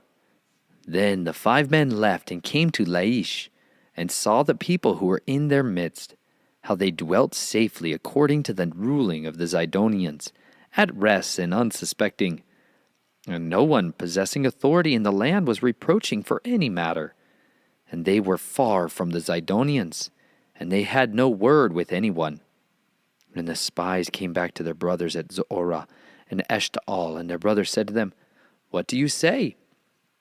And they said, Arise, and let us go up against them. For we have seen the land, and look, it is very good. And you sit still. Do not hesitate to go, to enter in to possess the land. When you go, you are to come to an unsuspecting people, and the land is spacious. For Elohim has given it into your hands, a place in which there is no lack of any matter which is on the earth. And 600 men of the clan of the Danites went from there, and from Zorah and Eshtaol, armed for battle. And they went up and encamped in Kiriath Yearim in Yehudah. Therefore they call that place Mahanae Dan to this day. See, it is in the west of Kiriath Yearim. And they passed over from there to the mountains of Ephraim, and came to the house of Micah. And the 5 men who had gone to spy out the land of Laish answered and said to their brothers, Do you know that there are in these houses a shoulder garment, and house idols, and a carved image, and a molded image? And now you know what to do. And they turned aside there, and came to the house of the young Levite man, the house of Micah, and greeted him. And the 600 men, armed for battle, who were of the children of Dan, stood by the entrance of the gate. And the 5 men who had gone to spy out the land went up, and entering there they took the carved image, and the shoulder garment, and the house idols, and the molded image, while the priest stood at the entrance of the gate with 600 men who were armed for battle. And these went into Micah's house, and took the idol, and the shoulder garment, and the house idols, and the molded image. Then the priest said to them, What are you doing? And they said to him, Be silent. Put your hand over your mouth, and come with us, and be a father and a priest to us. Is it better for you to be a priest to the household of one man, or that you be a priest to a tribe and a clan in Israel? And the heart of the priest was glad, and he took the shoulder garment and the house idols and the carved image, and took his place among the people. And they turned and went and put the little ones and the livestock and the valuables in front of them. They had gone some distance from the house of Micah, when the men who were in the house near Micah's house gathered together and overtook the children of Dan, and called out to the children of Dan. So they turned around and said to Micah, What is the matter, that you have gathered such a company? And he said, You have taken away my mighty ones which I made, and the priest, and you are leaving. Now what more do I have? What is this you say to me? What is the matter? And the children of Dan said to him, Do not let your voice be heard among us, lest men, bitter of being, fall upon you, and you lose your life with the lives of your household. And the children of Dan went their way. And when Micah saw that they were too strong for him, he turned and went back to his house. Then they took what Micah had made, and the priests who had belonged to him, and went to Laish, to a people who were at rest and unsuspecting, and struck them with the edge of the sword, and burned the city with fire. And there was no deliverer, because it was far from Zidon, and they had no word with anyone. And it was in the valley that belongs to Beth Rehob. And they rebuilt the city and dwelt there. And they called the name of the city Dan, after the name of Dan their father, who was born to Yisrael. But previously the name of the city was Laish. And the children of Dan set up for themselves the carved image, and Jonathan, son of Gershom, son of Manasseh, and his sons were priests to the tribe of Dan, until the day the land was taken into exile. And they set up for themselves the carved image of Micah, which he had made all the days that the house of Elohim was in Shiloh. Chapter 19. And it came to be in those days, when there was no sovereign in Israel, that there was a certain Levite sojourning on the further side of the mountains of Ephraim. And he took for himself a concubine from Bethlehem in Yehudah. And his concubine committed whoring against him, and went away from him to her father's house at Bethlehem in Yehudah, and was there 4 new moons of days. And her husband arose, and went after her, to speak to her heart, and bring her back, having his servant and a couple of donkeys with him. And she brought him into her father's house. And the father of the young woman saw him, and he was glad to meet him. And his father-in-law, the young woman's father, took hold of him, and he dwelt with him 3 days. And they ate and drank and spent the nights there. And it came to be on the 4th day that they arose early in the morning, and he prepared to leave. But the young woman's father said to his son-in-law, Refresh your heart with a piece of bread, and afterward go your way. So they sat down, and the two of them ate and drank together. And the young woman's father said to the man, "Please agree to stay all night, and let your heart be glad." And when the man arose to go, his father-in-law urged him, so he spent the night there again. And he arose early in the morning on the 5th day to go. But the young woman's father said, "Please refresh your heart." So they delayed until afternoon, and both of them ate. And the man arose to go, he and his concubine and his servant. But his father-in-law, the young woman's father, said to him, "See, the day is now drawing toward evening. Please spend the night. See, the day is coming to an end. Stay here and let your heart be glad, and you shall rise early tomorrow for your journey, and you shall go to your tent." But the man would not stay that night. And he arose and left and came to a place opposite Yebus, that is Jerusalem. And with him were the 2 saddled donkeys and his concubine with them. They were near Yebus, and the day was far spent. And the servant said to his master, "Come, please, and let us turn aside into this city of the Jebusites, and spend the night in it."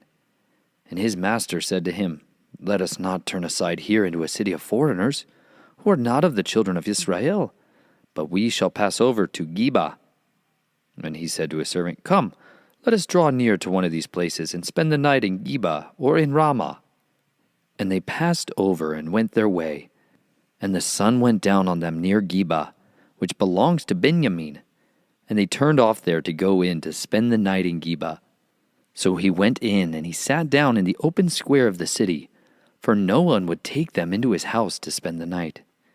But see, an old man came in from his work in the field at evening, who also was from the mountains of Ephraim, and he was sojourning in Geba, whereas the men of the place were Benjamites. And when he lifted up his eyes, he saw the traveler in the open square of the city. And the old man said, "Where are you going? And where do you come from?" And he said to him, "We are passing over Bethlehem in Yehuda, to the other side of the mountains of Ephraim. I am from there, and I went to Bethlehem in Yehuda, and I am going to the house of Yahuwah. But there is no one taking me into his house. Yet there is both straw and fodder for our donkeys, and bread and wine for myself, and for your female servant, and for the young man who is with your servant.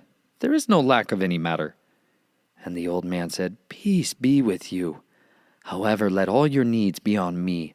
Only do not spend the night in the open square." And he brought him into his house and gave fodder to the donkeys. And they washed their feet and ate and drank. They were making their hearts glad, and see, men of the city, sons of Belial, surrounded the house, beating on the door. And they spoke to the master of the house, the old man, saying, "Bring out the man who came to your house, so that we know him." But the man, the master of the house, went out to them and said to them, "No, my brothers, I beg you, do no evil, since this man has come into my house. Do not do this folly. Look, here is my maiden daughter and the man's concubine. Let me bring them out now and humble them and do with them what is good in your eyes, but do not do such a foolish matter to this man." But the men would not listen to him. So the man took hold of his concubine and brought her out to them. And they knew her and rolled themselves on her all night until morning, and let her go when the day began to break.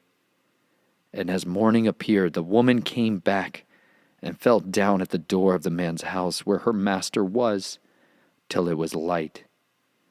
And her master rose up in the morning and opened the doors of the house, and went out to go his way, and saw his concubine fallen at the door of the house with her hands on the threshold. But he said to her, "Rise up, and let us go." But there was no answer. Then he took her on the donkey, and the man rose and went to his place, and came into his house, and took a knife, then took hold of his concubine, and cut her up, limb by limb, into 12 pieces, and sent her throughout all the borders of Israel. And it came to be that all who saw it said, "There has never been, and there has not been seen the like of this from the day that the children of Israel came up from the land of Mitzrayim until this day.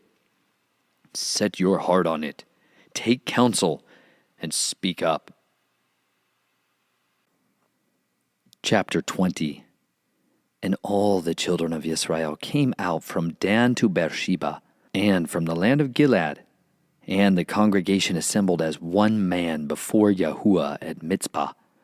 And the leaders of all the people, all the tribes of Israel, presented themselves in the assembly of the people of Elohim, 400,000 foot soldiers who drew the sword. And the children of Benjamin heard that the children of Israel had gone up to Mitzpah. And the children of Israel said, "Speak up! How did this evil come about?" And the man, the Levite, husband of the woman who was murdered, answered and said, "My concubine and I went into Geba, which belongs to Benjamin, to spend the night. And the masters of Geba rose against me and surrounded the house at night because of me. They thought to kill me, but instead they humbled my concubine, and she died. Then I took my concubine and cut her in pieces and sent her throughout all the land of the inheritance of Israel, because they committed wickedness and folly in Israel. Look, you are all children of Israel. Speak and give your counsel here." And all the people rose as one man, saying, "Let not one of us go to his tent, nor any of us turn back to his house. And now this is what we do to Geba, go against it by lot. And we shall take 10 men out of every 100 throughout all the tribes of Israel, and 100 out of every 1,000, and 1,000 out of every 10,000, to make food for the people, to prepare for their going to Geba in Benjamin, for all the folly they did in Israel." And all the men of Israel were gathered against the city, knit together as one man. And the tribes of Israel sent men through all the tribe of Benjamin, saying, "What is this evil that has come about among you? And now give us the men, the sons of Belial, who are in Geba, so that we put them to death, and put away evil from Israel." But the children of Benjamin would not listen to the voice of their brothers, the children of Israel.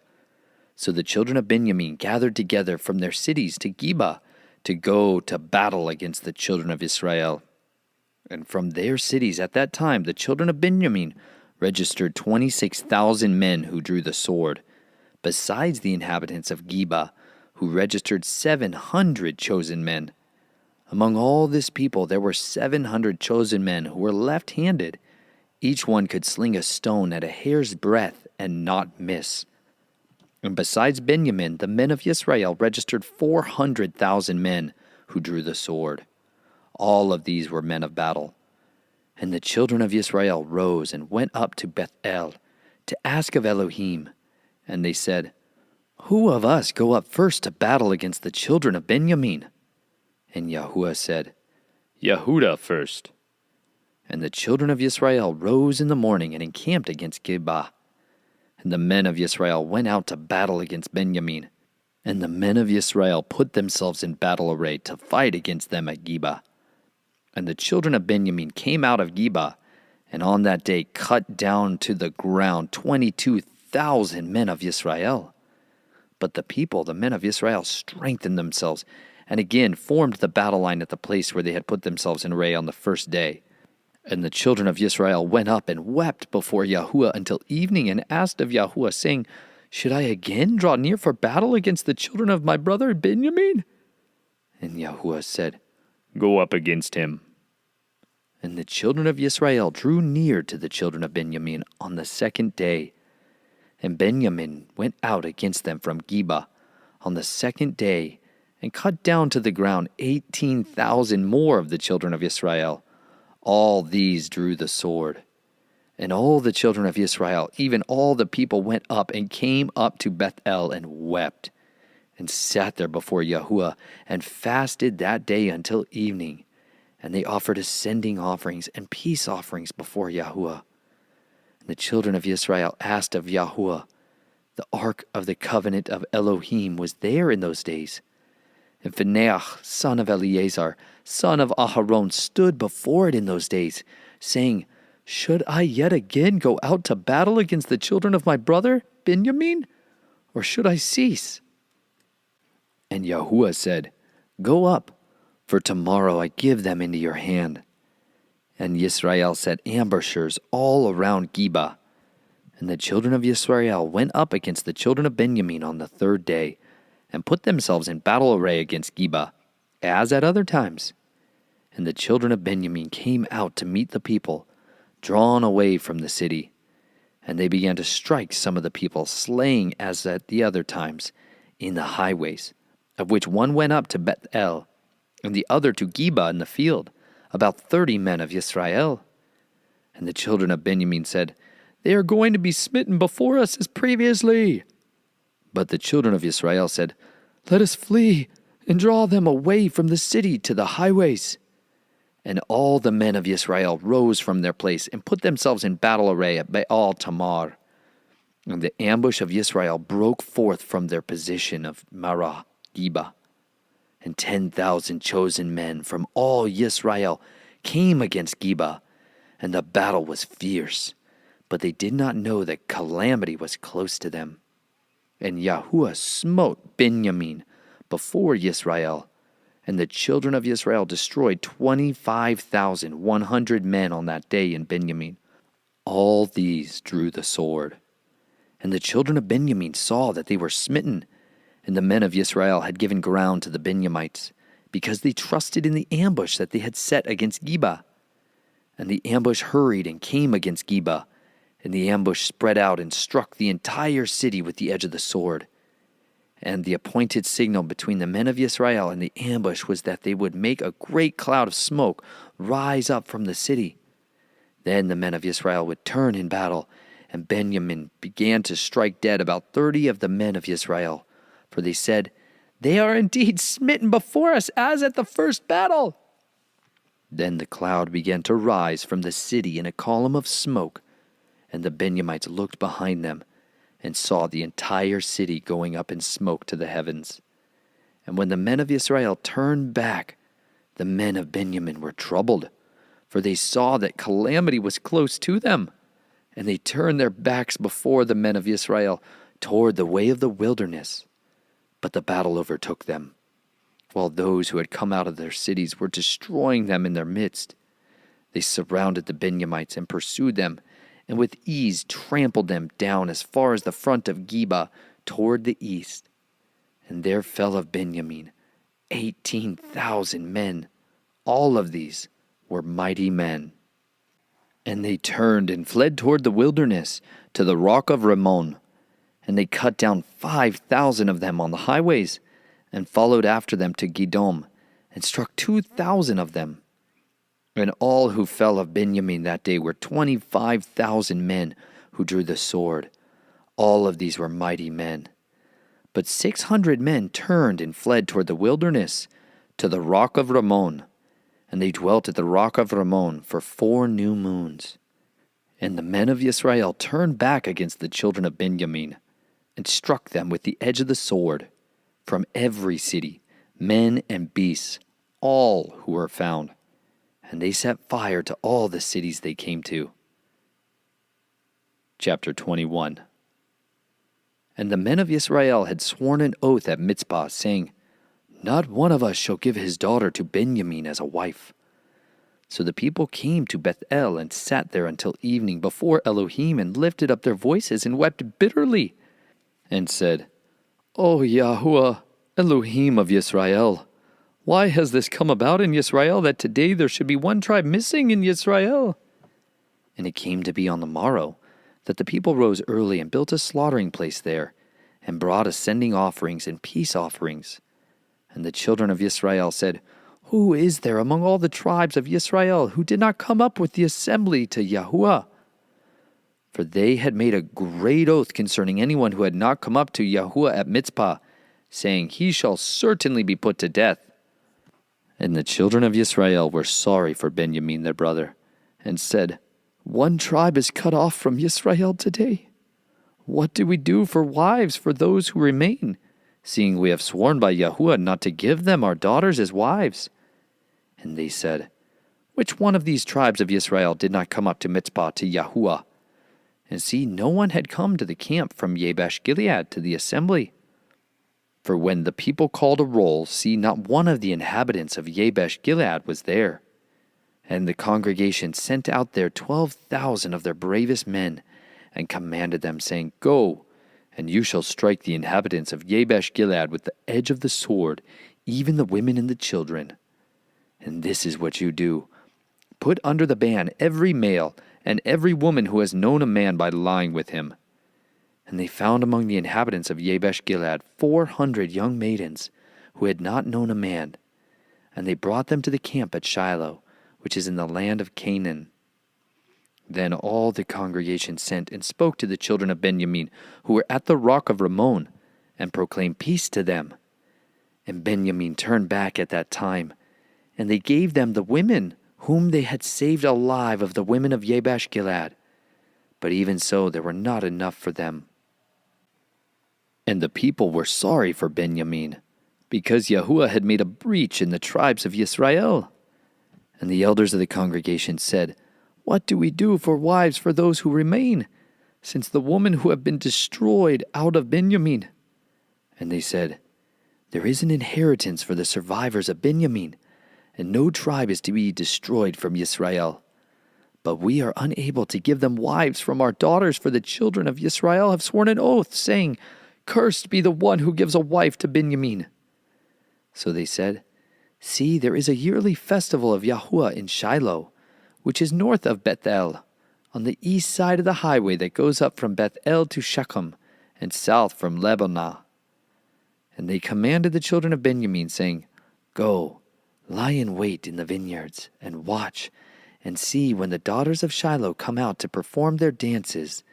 Then you shall come out from the vineyards, and every man catch a wife for himself from the daughters of Shiloh, and go to the land of Benjamin.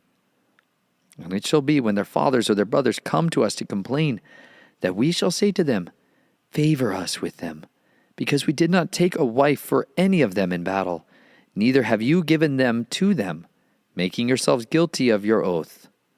And the children of Benjamin did so, and took enough wives for their number from those who danced, whom they caught. Then they went and returned to their inheritance, and they rebuilt the cities and dwelt in them. And the children of Israel went from there at that time, each one to his tribe and clan. And they went from there, each one to his inheritance. In those days there was no sovereign in Israel. Everyone did what was right in his own eyes.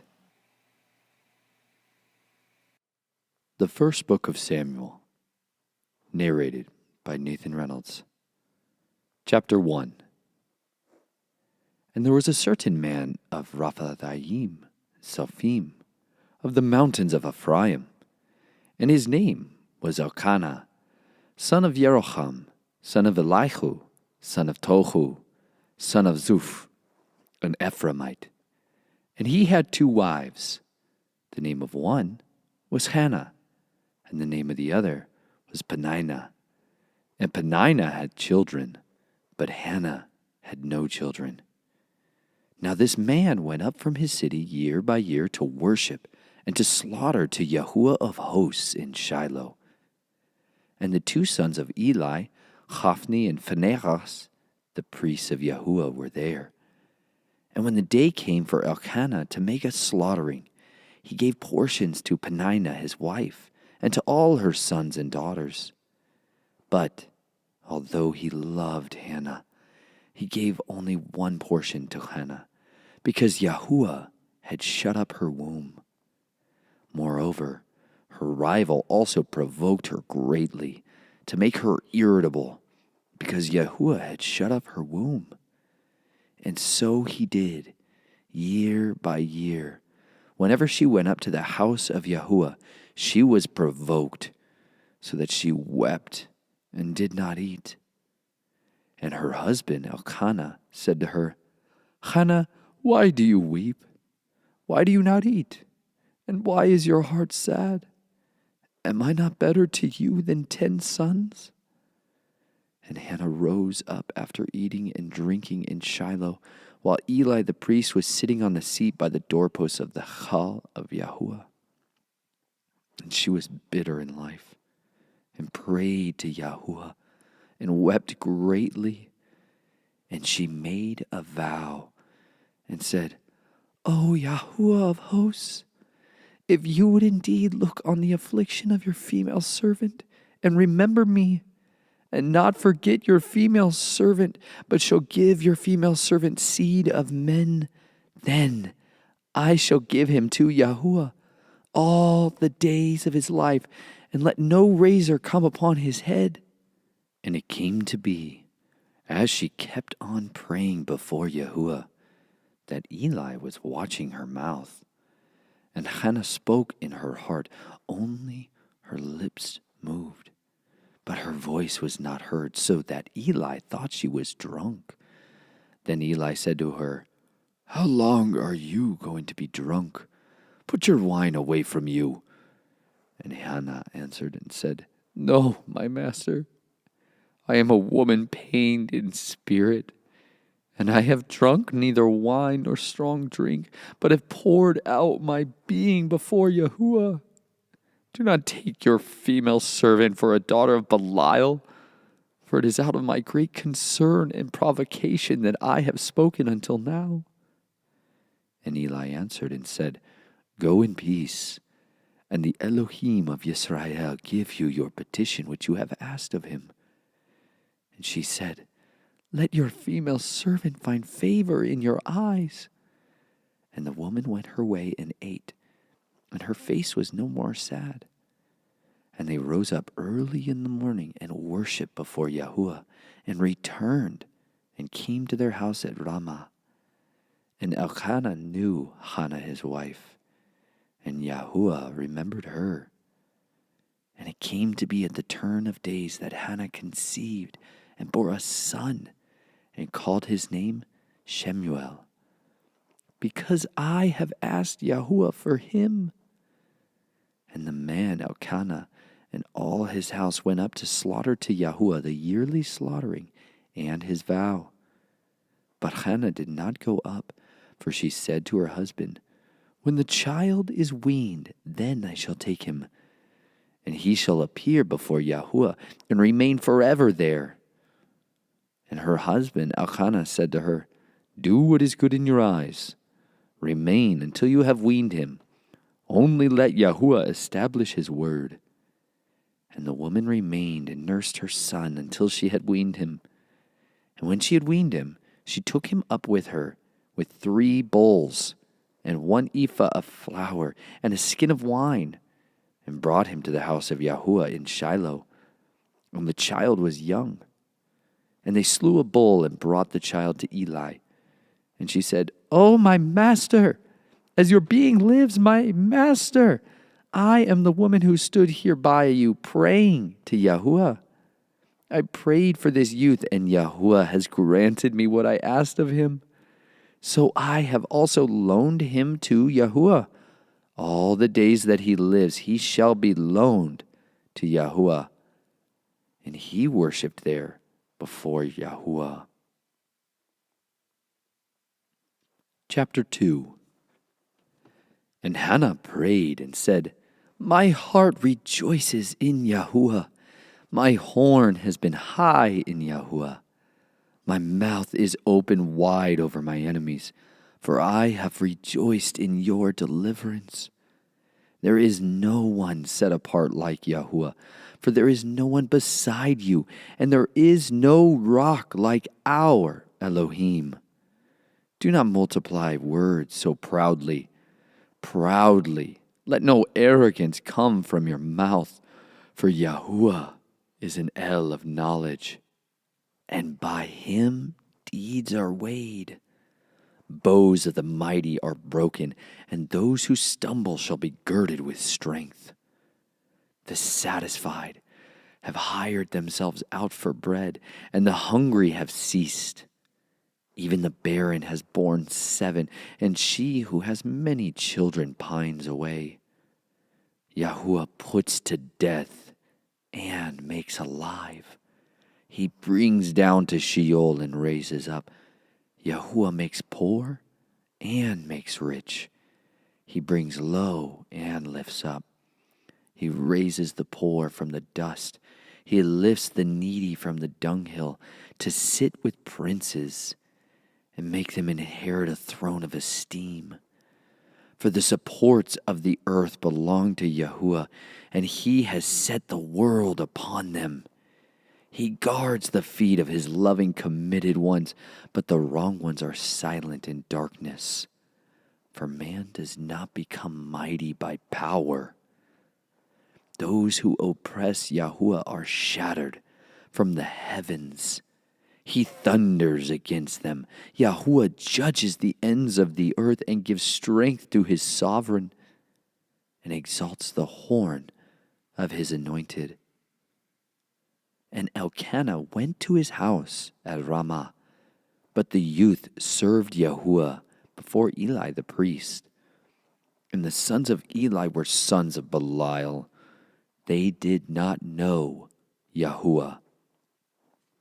And the ruling of the priests with the people was that when any man slaughtered a slaughtering, the priest's servant shall come with a 3-pronged flesh hook in his hand while the meat was cooking, and shall strike it into the basin, or kettle, or cauldron, or pot. And the priest would take for himself all that the flesh hook brought up. Thus they did in Shiloh to all Yisrael who came there. Also, before they burned the fat, the priest's servant would come and say to the man who slaughtered, "Give meat for the roasting to the priest, for he does not accept cooked meat from you, but raw." And if the man said to him, "Let the fat be burned up first, then take as much as your being desires," he would then answer, "No, but give it to me now, and if not, I shall take it by strength." And the sin of the young men was very great before Yahuwah, for the men despised the offering of Yahuwah. But Shemuel was attending before Yahuwah, a youth, wearing a linen shoulder garment. And his mother would make him a little robe and bring it to him year by year when she came up with her husband to slaughter the yearly slaughtering. And Eli blessed Elkanah and his wife, and said, "Yahuwah give you offspring from this woman, for the one she prayed for and gave to Yahuwah." Then they would go to their own home, and Yahuwah visited Hannah, so that she conceived and bore 3 sons and 2 daughters, while the young Shemuel grew before Yahuwah. And Eli was very old, and he had heard all that his sons were doing to all Yisrael, and how they lay with the women who were assembling at the door of the tent of appointment. And he said to them, "Why do you do deeds like this? For I hear of your evil deeds from all the people. No, my sons, for it is not a good report that I hear, making the people of Yahuwah transgress. If one man sins against another, Elohim shall judge him. But if a man sins against Yahuwah, who shall pray for him?" But they did not listen to the voice of their father, though Yahuwah was pleased to put them to death. And the young Shemuel was growing in stature and was in favor with Yahuwah and also with men. And a man of Elohim came to Eli and said to him, "Thus said Yahuwah, did I not clearly reveal myself to the house of your father when they were in Mitzrayim in Pharaoh's house, even to choose him out of all the tribes of Yisrael to be my priest, to offer upon my slaughter place, to burn incense, and to wear a shoulder garment before me? And did I not give to the house of your father all the offerings of the children of Yisrael made by fire? Why do you kick at my slaughtering and my offering which I have commanded in my dwelling place, and esteem your sons above me, to make yourselves fat with the best of the offerings of Yisrael, my people? Therefore, Yahuwah Elohim of Yisrael declares, I said indeed that your house and the house of your father would walk before me forever. But now Yahuwah declares, far be it from me. For those who are highly esteem me, I highly esteem, and those who despise me are lightly esteemed. See, the days are coming that I shall cut off your arm and the arm of your father's house, so that an old man shall not be found in your house. And you shall see an enemy in my dwelling place, despite all the good which Elohim does for Israel. And there shall not be an old man in your house forever. But any of your men whom I do not cut off from my slaughter place is to consume your eyes and grieve your life, and all the increase of your house die as men. And this is the sign to you that comes upon your two sons, upon Hophni and Phinehas. In one day they are going to die, both of them. And I shall raise up for myself a trustworthy priest who does according to what is in my heart and in my being. And I shall build him a steadfast house, and he shall walk before my anointed forever. And it shall be that everyone who is left in your house shall come and bow down to him for a piece of silver and a cake of bread, and say, Please, put me in one of the priestly positions to eat a piece of bread. Chapter 3. And the young Shemuel was serving Yahuwah before Eli. And the word of Yahuwah was rare in those days, no vision breaking forth. And it came to be in that day that Eli was lying down in his place, and his eyes had begun to grow so dim that he was unable to see. And the lamp of Elohim had not gone out in the Hakal of Yahuwah, where the ark of Elohim was. And Shemuel was lying down to sleep. And Yahuwah called Shemuel, and he answered, Here I am. He then ran to Eli and said, Here I am, for you called me. But he said, I did not call, lie down again. So he went and lay down. And again Yahuwah called, Shemuel. And Shemuel arose and went to Eli and said, Here I am, for you called me. But he answered, My son, I did not call.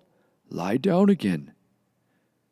Now Shemuel did not yet know Yahuwah, and the word of Yahuwah was not yet revealed to him.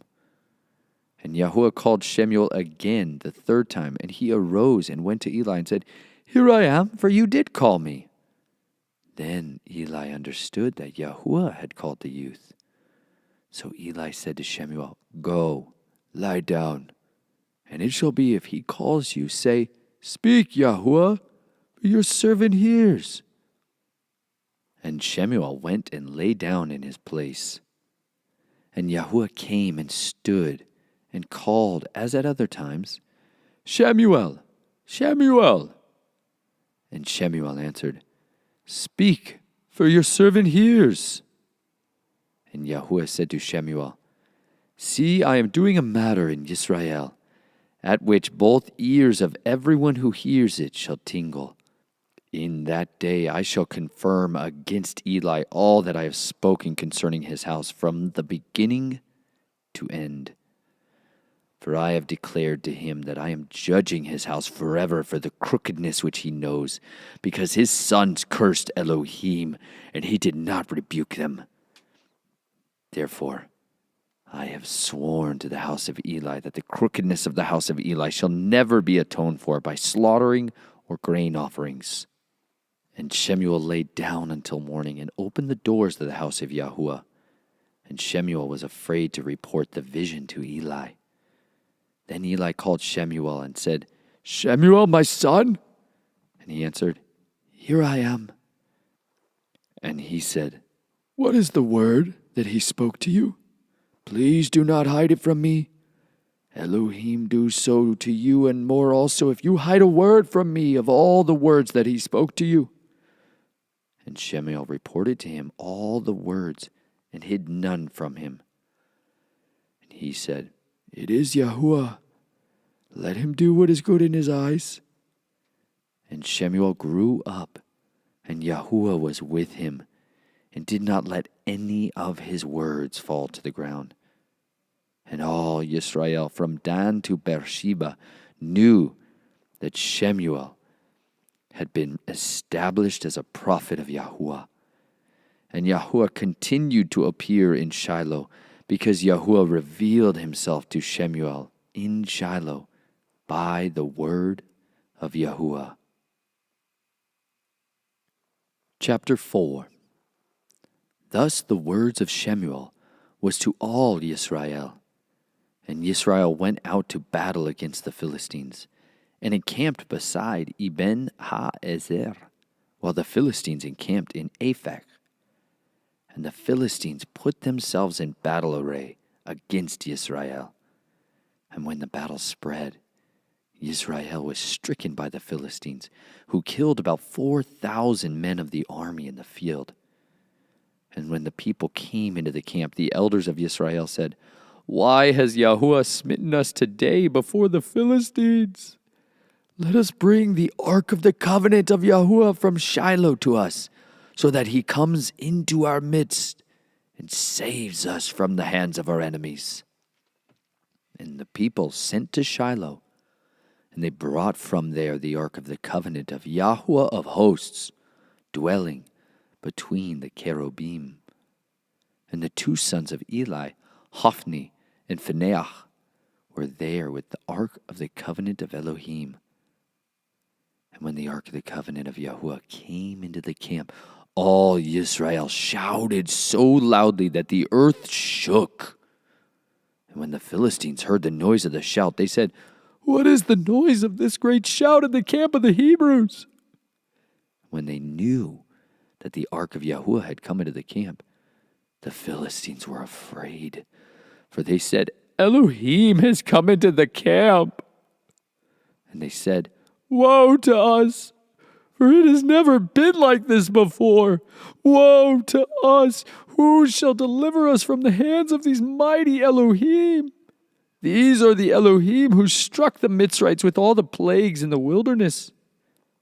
Be strong and be men, you Philistines, that you do not become servants of the Hebrews, as they have been to you.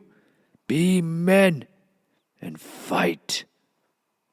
And the Philistines fought, and Yisrael was smitten, and every man fled to his tent. And the slaughter was very great, and there fell of Yisrael 30,000 foot soldiers. And the ark of Elohim was captured, and the two sons of Eli died, Hophni and Phinehas. And a man of Benjamin ran from the battle line the same day, and came to Shiloh with his garments torn and dirt upon his head. And he came in and saw Eli sitting on a seat by the wayside watching, for his heart trembled for the ark of Elohim. And the man came into the city and reported it, and all the city cried out. And Eli heard the noise of the outcry and said, "What is the noise of this uproar?" And the men came hastily and informed Eli. Now Eli was 98 years old, and his eyes were so dim that he was unable to see. And the men said to Eli, "I am he who came from the battle, and I fled today from the battle line." And he said, "What was the matter, my son?" And the messenger answered and said, "Yisrael has fled before the Philistines, and there has been a great slaughter among the people. And your two sons have died, Hophni and Phinehas, and the ark of Elohim has been captured." And it came to be, when he made mention of the ark of Elohim, that Eli fell off the seat backward by the side of the gate, and his neck was broken, and he died. For the man was old and heavy, and he ruled Yisrael 40 years. And his daughter-in-law, Phinehas' wife, was pregnant, about to bear. And when she heard the news that the ark of Elohim was captured, and that her father-in-law and her husband were dead, she bowed herself and gave birth, because her pains came upon her. And about the time of her death, the woman who stood by her said, "Do not fear, for you have borne a son." But she did not answer, nor did she set her heart to it. She called him Ichabod, saying, "The esteem has departed from Yisrael, because the ark of Elohim was taken, and because of her father-in-law and her husband." And she said, The esteem has departed from Yisrael, for the ark of Elohim was taken. Chapter 5. And the Philistines took the ark of Elohim and brought it from Even Ha'ezer to Ashdod. And the Philistines took the ark of Elohim and brought it into the house of Dagon and set it by Dagon. And the Ashdodites rose early in the morning and saw Dagon fallen on its face to the ground before the ark of Yahuwah. So they took Dagon and put it in its place again. And they arose early the next morning and saw Dagon fallen on its face to the ground before the ark of Yahuwah, and the head of Dagon and both of the palms of its hands cut off on the threshold. Only Dagon itself was left of it. That is why to this day the priests of Dagon and all who come into Dagon's house do not tread on the threshold of Dagon in Ashdod. But the hand of Yahuwah was heavy on the Ashdodites, and he wasted them and struck them with tumors, Ashdod and its borders.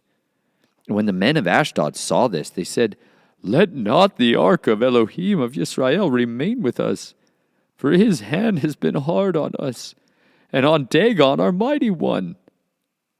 Then they sent and gathered to them all the princes of the Philistines, and said, What do we do with the ark of Elohim of Yisrael?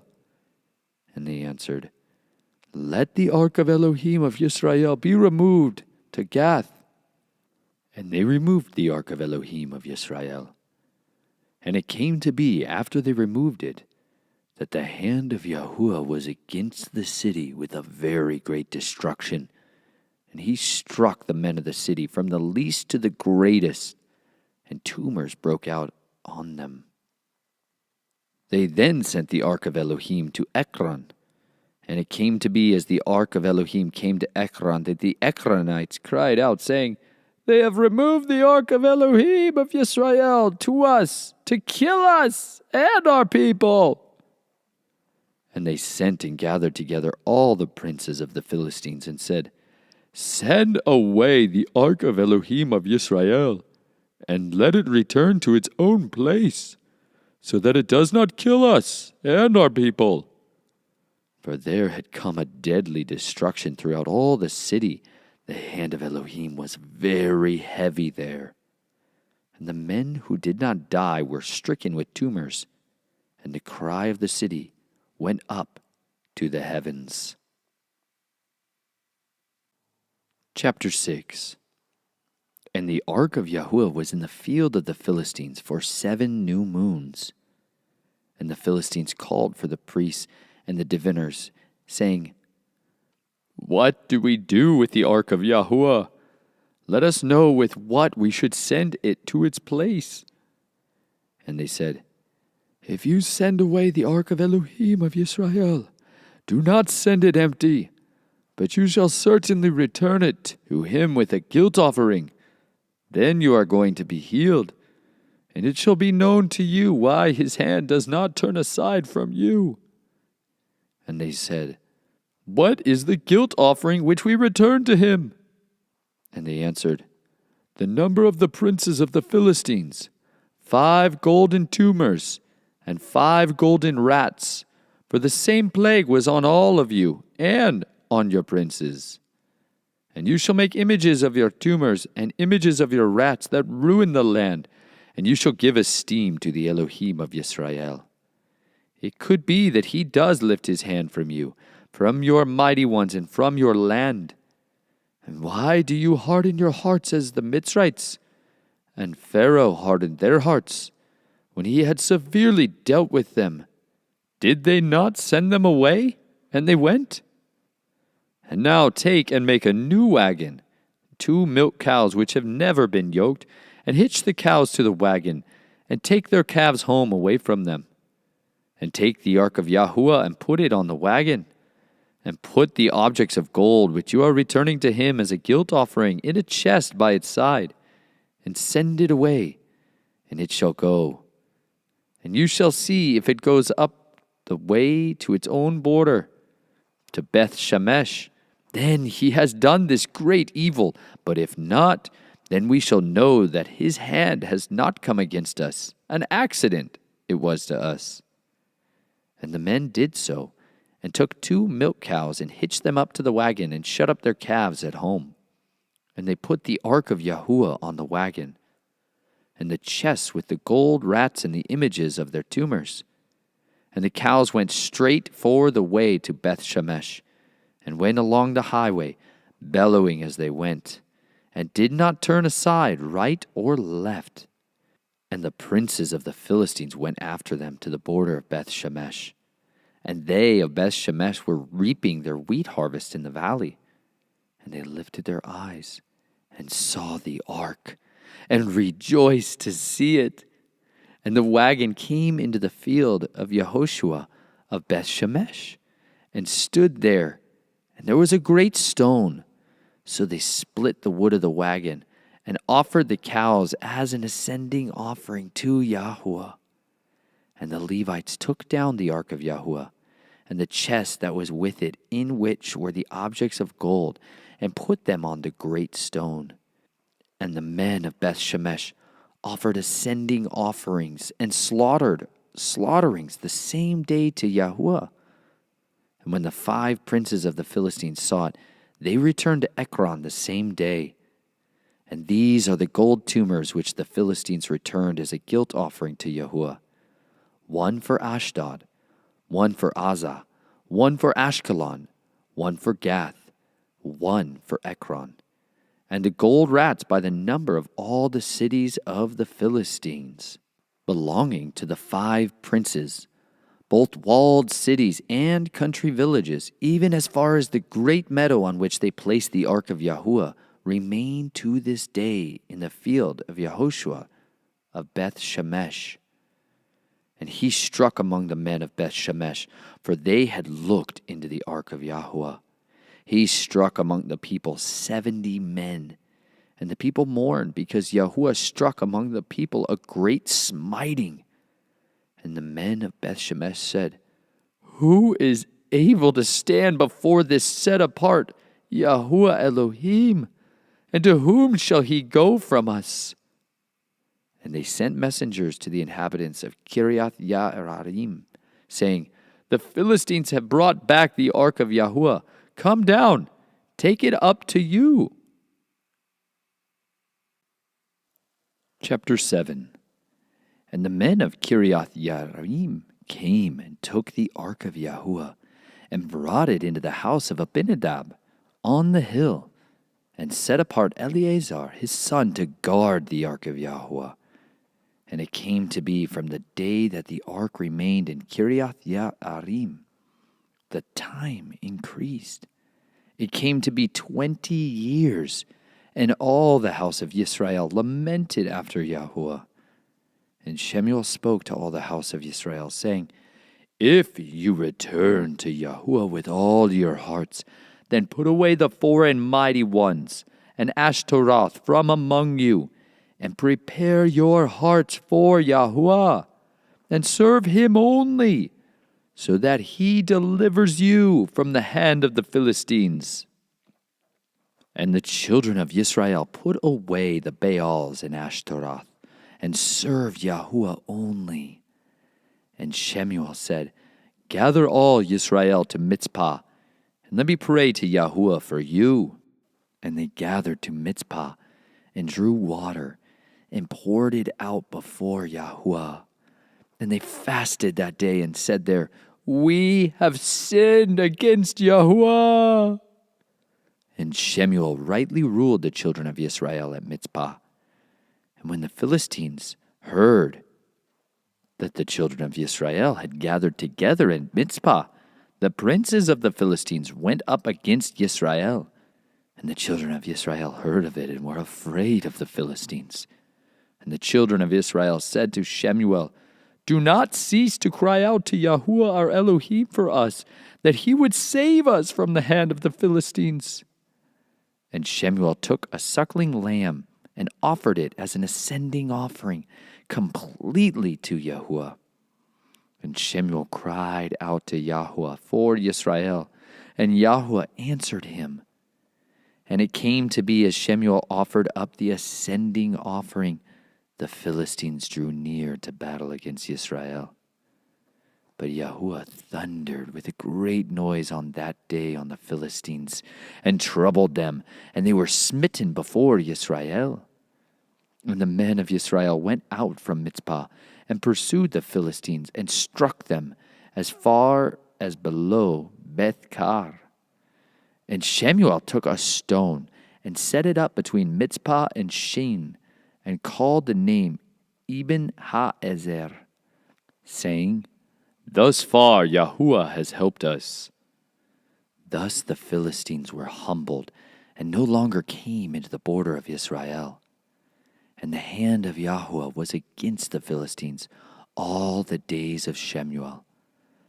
And the cities which the Philistines had taken from Israel were returned to Israel, from Ekron to Gath. And Israel recovered its border from the hands of the Philistines. And there was peace between Israel and the Amorites.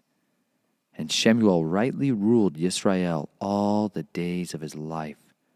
And each year he made the rounds of Bethel, and Gilgal, and Mitzpah, and rightly ruled Israel in all those places. Then he returned to Ramah, for his home was there. And there he rightly ruled Israel, and there he built a slaughtering place to Yahuwah. Chapter 8. And it came to be when Shemuel was old, that he made his sons rulers over Israel. And the name of his firstborn was Yoel, and the name of his second, Abiah, rulers in Beersheba. But his sons did not walk in his ways, and turned aside after own gain, and took bribes, and twisted right ruling. And all the elders of Israel gathered together and came to Shemuel at Ramah, and said to him, Look, you are old, and your sons do not walk in your ways. Now appoint for us a sovereign to rule over us like all the nations. But the word was evil in the eyes of Shemuel when they said, Give us a sovereign to rule us. So Shemuel prayed to Yahuwah. And Yahuwah said to Shemuel, Listen to the voice of the people in all that they say to you, for they have not rejected you, but they have rejected me from reigning over them, according to all the works which they have done since the day that I brought them up out of Mitzrayim, even to this day, forsaking me and serving other mighty ones. So they are doing it to you too. And now listen to their voice, but you shall certainly warn them, and shall make known to them the ruling of the sovereign who does reign over them. And Shemuel spoke all the words of Yahuwah to the people, who asked him for a sovereign, and said, This is the ruling of the sovereign, who does reign over you. He shall take your sons and appoint them for his own chariots, and to be his horsemen. And they shall run before his chariots, and appoint commanders over his thousands, and commanders over his 50s, or to plow his ground, and reap his harvest, or to make his weapons and equipment for his chariots. And your daughters he is going to take to be perfumers, and cooks, and bakers, and the best of your fields, and your vineyards, and your olive trees he is going to take and give them to his servants. And 1/10 of your grain and your vintage he is going to take and give it to his officers and servants, and your male servants and your female servants, and your best young men and your donkeys he is going to take and use for his own work. 1/10 of your sheep he is going to take, and you are to be his servants. And you shall cry out in that day because of your sovereign, whom you have chosen for yourselves. But Yahuwah is not going to answer you in that day. However, the people refused to listen to the voice of Shemuel and said, No, but let a sovereign be over us. Then we shall be, we also like all the nations, and our sovereign shall rule us, and go out before us and fight our battles. And Shemuel heard all the words of the people, and he repeated them in the hearing of Yahuwah. And Yahuwah said to Shemuel, Listen to their voice, and make them a sovereign. And Shemuel said to the men of Israel, Each of you go to his city. Chapter 9. And there was a man of Benjamin whose name was Kish, son of Abiel, son of Zeorah, son of Bechorath, son of Aphiah, a Benjamite, a mighty man of power. And he had a son whose name was Shaul, young and handsome. And there was not a more handsome man than he among the children of Israel, taller than any of the people by the shoulders and upwards. And the donkeys of Kish, father of Shaul, were lost. And Kish said to his son Shaul, Please take one of the servants with you, arise, and go seek the donkeys. And he passed through the mountains of Ephraim, and through the land of Shalishah, but they did not find them. Then they passed through the land of Shalim, but they were not. Then he passed through the land of the Benjamites, but they did not find them. They came to the land of Zuph, and Shaul said to his servant who was with him, Come, let us turn back, lest my father stop thinking about the donkeys and become worried about us. And he said to him, See, there is in this city a man of Elohim, and the man is esteemed. All that he says comes true without fail. Now let us go there. It could be that he shows us the way to go. And Shaul said to his servant, But look, if we go, what do we bring the man? For the bread in our bags is all gone, and there is no present to bring to the man of Elohim. What do we have? And the servant answered Shaul again and said, Look, I have here at hand 1/4 of a shekel of silver, and I shall give that to the man of Elohim, and he shall make known to us our way. Formerly in Israel, when a man went to inquire of Elohim, he spoke thus, Come, let us go to the seer. For the prophet of today was formerly called a seer. And Shaul said to his servant, Your word is good. Come, let us go. And they went to the city where the man of Elohim was. As they went up the hill to the city, they met some young women going out to draw water and said to them, Is the seer here? And they answered them and said, He is. Look, ahead of you. Hurry now, for he came to the city today, for the people have a slaughtering on the high place today. As you come into the city, you are going to find him before he goes up to the high place to eat. For the people do not eat until he comes, for he blesses the slaughtering. Afterward, they who are invited to eat. And now go up, for you should find him about this time. And they went up to the city. They were coming into the midst of the city, and they saw Shemuel coming out toward them to go up to the high place. And Yahuwah had revealed to Shemuel in his ear the day before Shaul came, saying, At this time tomorrow I shall send you a man from the land of Benjamin, and you shall anoint him leader over my people, Israel. And he shall save my people from the hand of the Philistines, for I have seen my people, because their cry has come to me. And when Shemuel saw Shaul, Yahuwah said to him, See the man of whom I spoke to you. Let this one govern my people. And Shaul drew near to Shemuel in the gate and said, Please inform me, where is the house of the seer? And Shemuel answered Shaul and said, I am the seer. Go up before me to the high place, for you shall eat with me today, and tomorrow I shall let you go and make known to you all that is in your heart. As for your donkeys that were lost 3 days ago, do not set your heart on them, for they have been found. And on whom is all the desire of Israel? Is it not on you and on all your father's house? Am I not a Benjamite, of the smallest of the tribes of Israel, and my clan the least of all the clans of the tribe of Benjamin. Why then do you speak like this to me?" And Shemuel took Shaul and his servant, and brought them into the hall, and gave to them a place at the head of those who were invited. And there were about 30 men. And Shemuel said to the cook, "Bring the portion which I gave to you, of which I told you to set it aside." And the cook brought out the thigh with its upper part, and set it before Shaul. And Shemuel said, "See what was kept back. It was set aside for you. Eat, for it has been kept for you for this appointed time," saying, "I have invited the people." And Shaul ate with Shemuel on that day.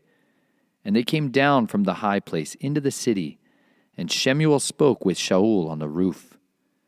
And they rose early. And it came to be about the dawning of the day that Shemuel called to Shaul on the roof, saying, "Rise, so that I send you on your way." And Shaul rose, and both of them went outside, he and Shemuel. As they were walking toward the edge of the city, Shemuel said to Shaul, "Say to the servant to go on ahead of us." And he went on, "But you stand here for a moment, so that I let you hear the word of Elohim."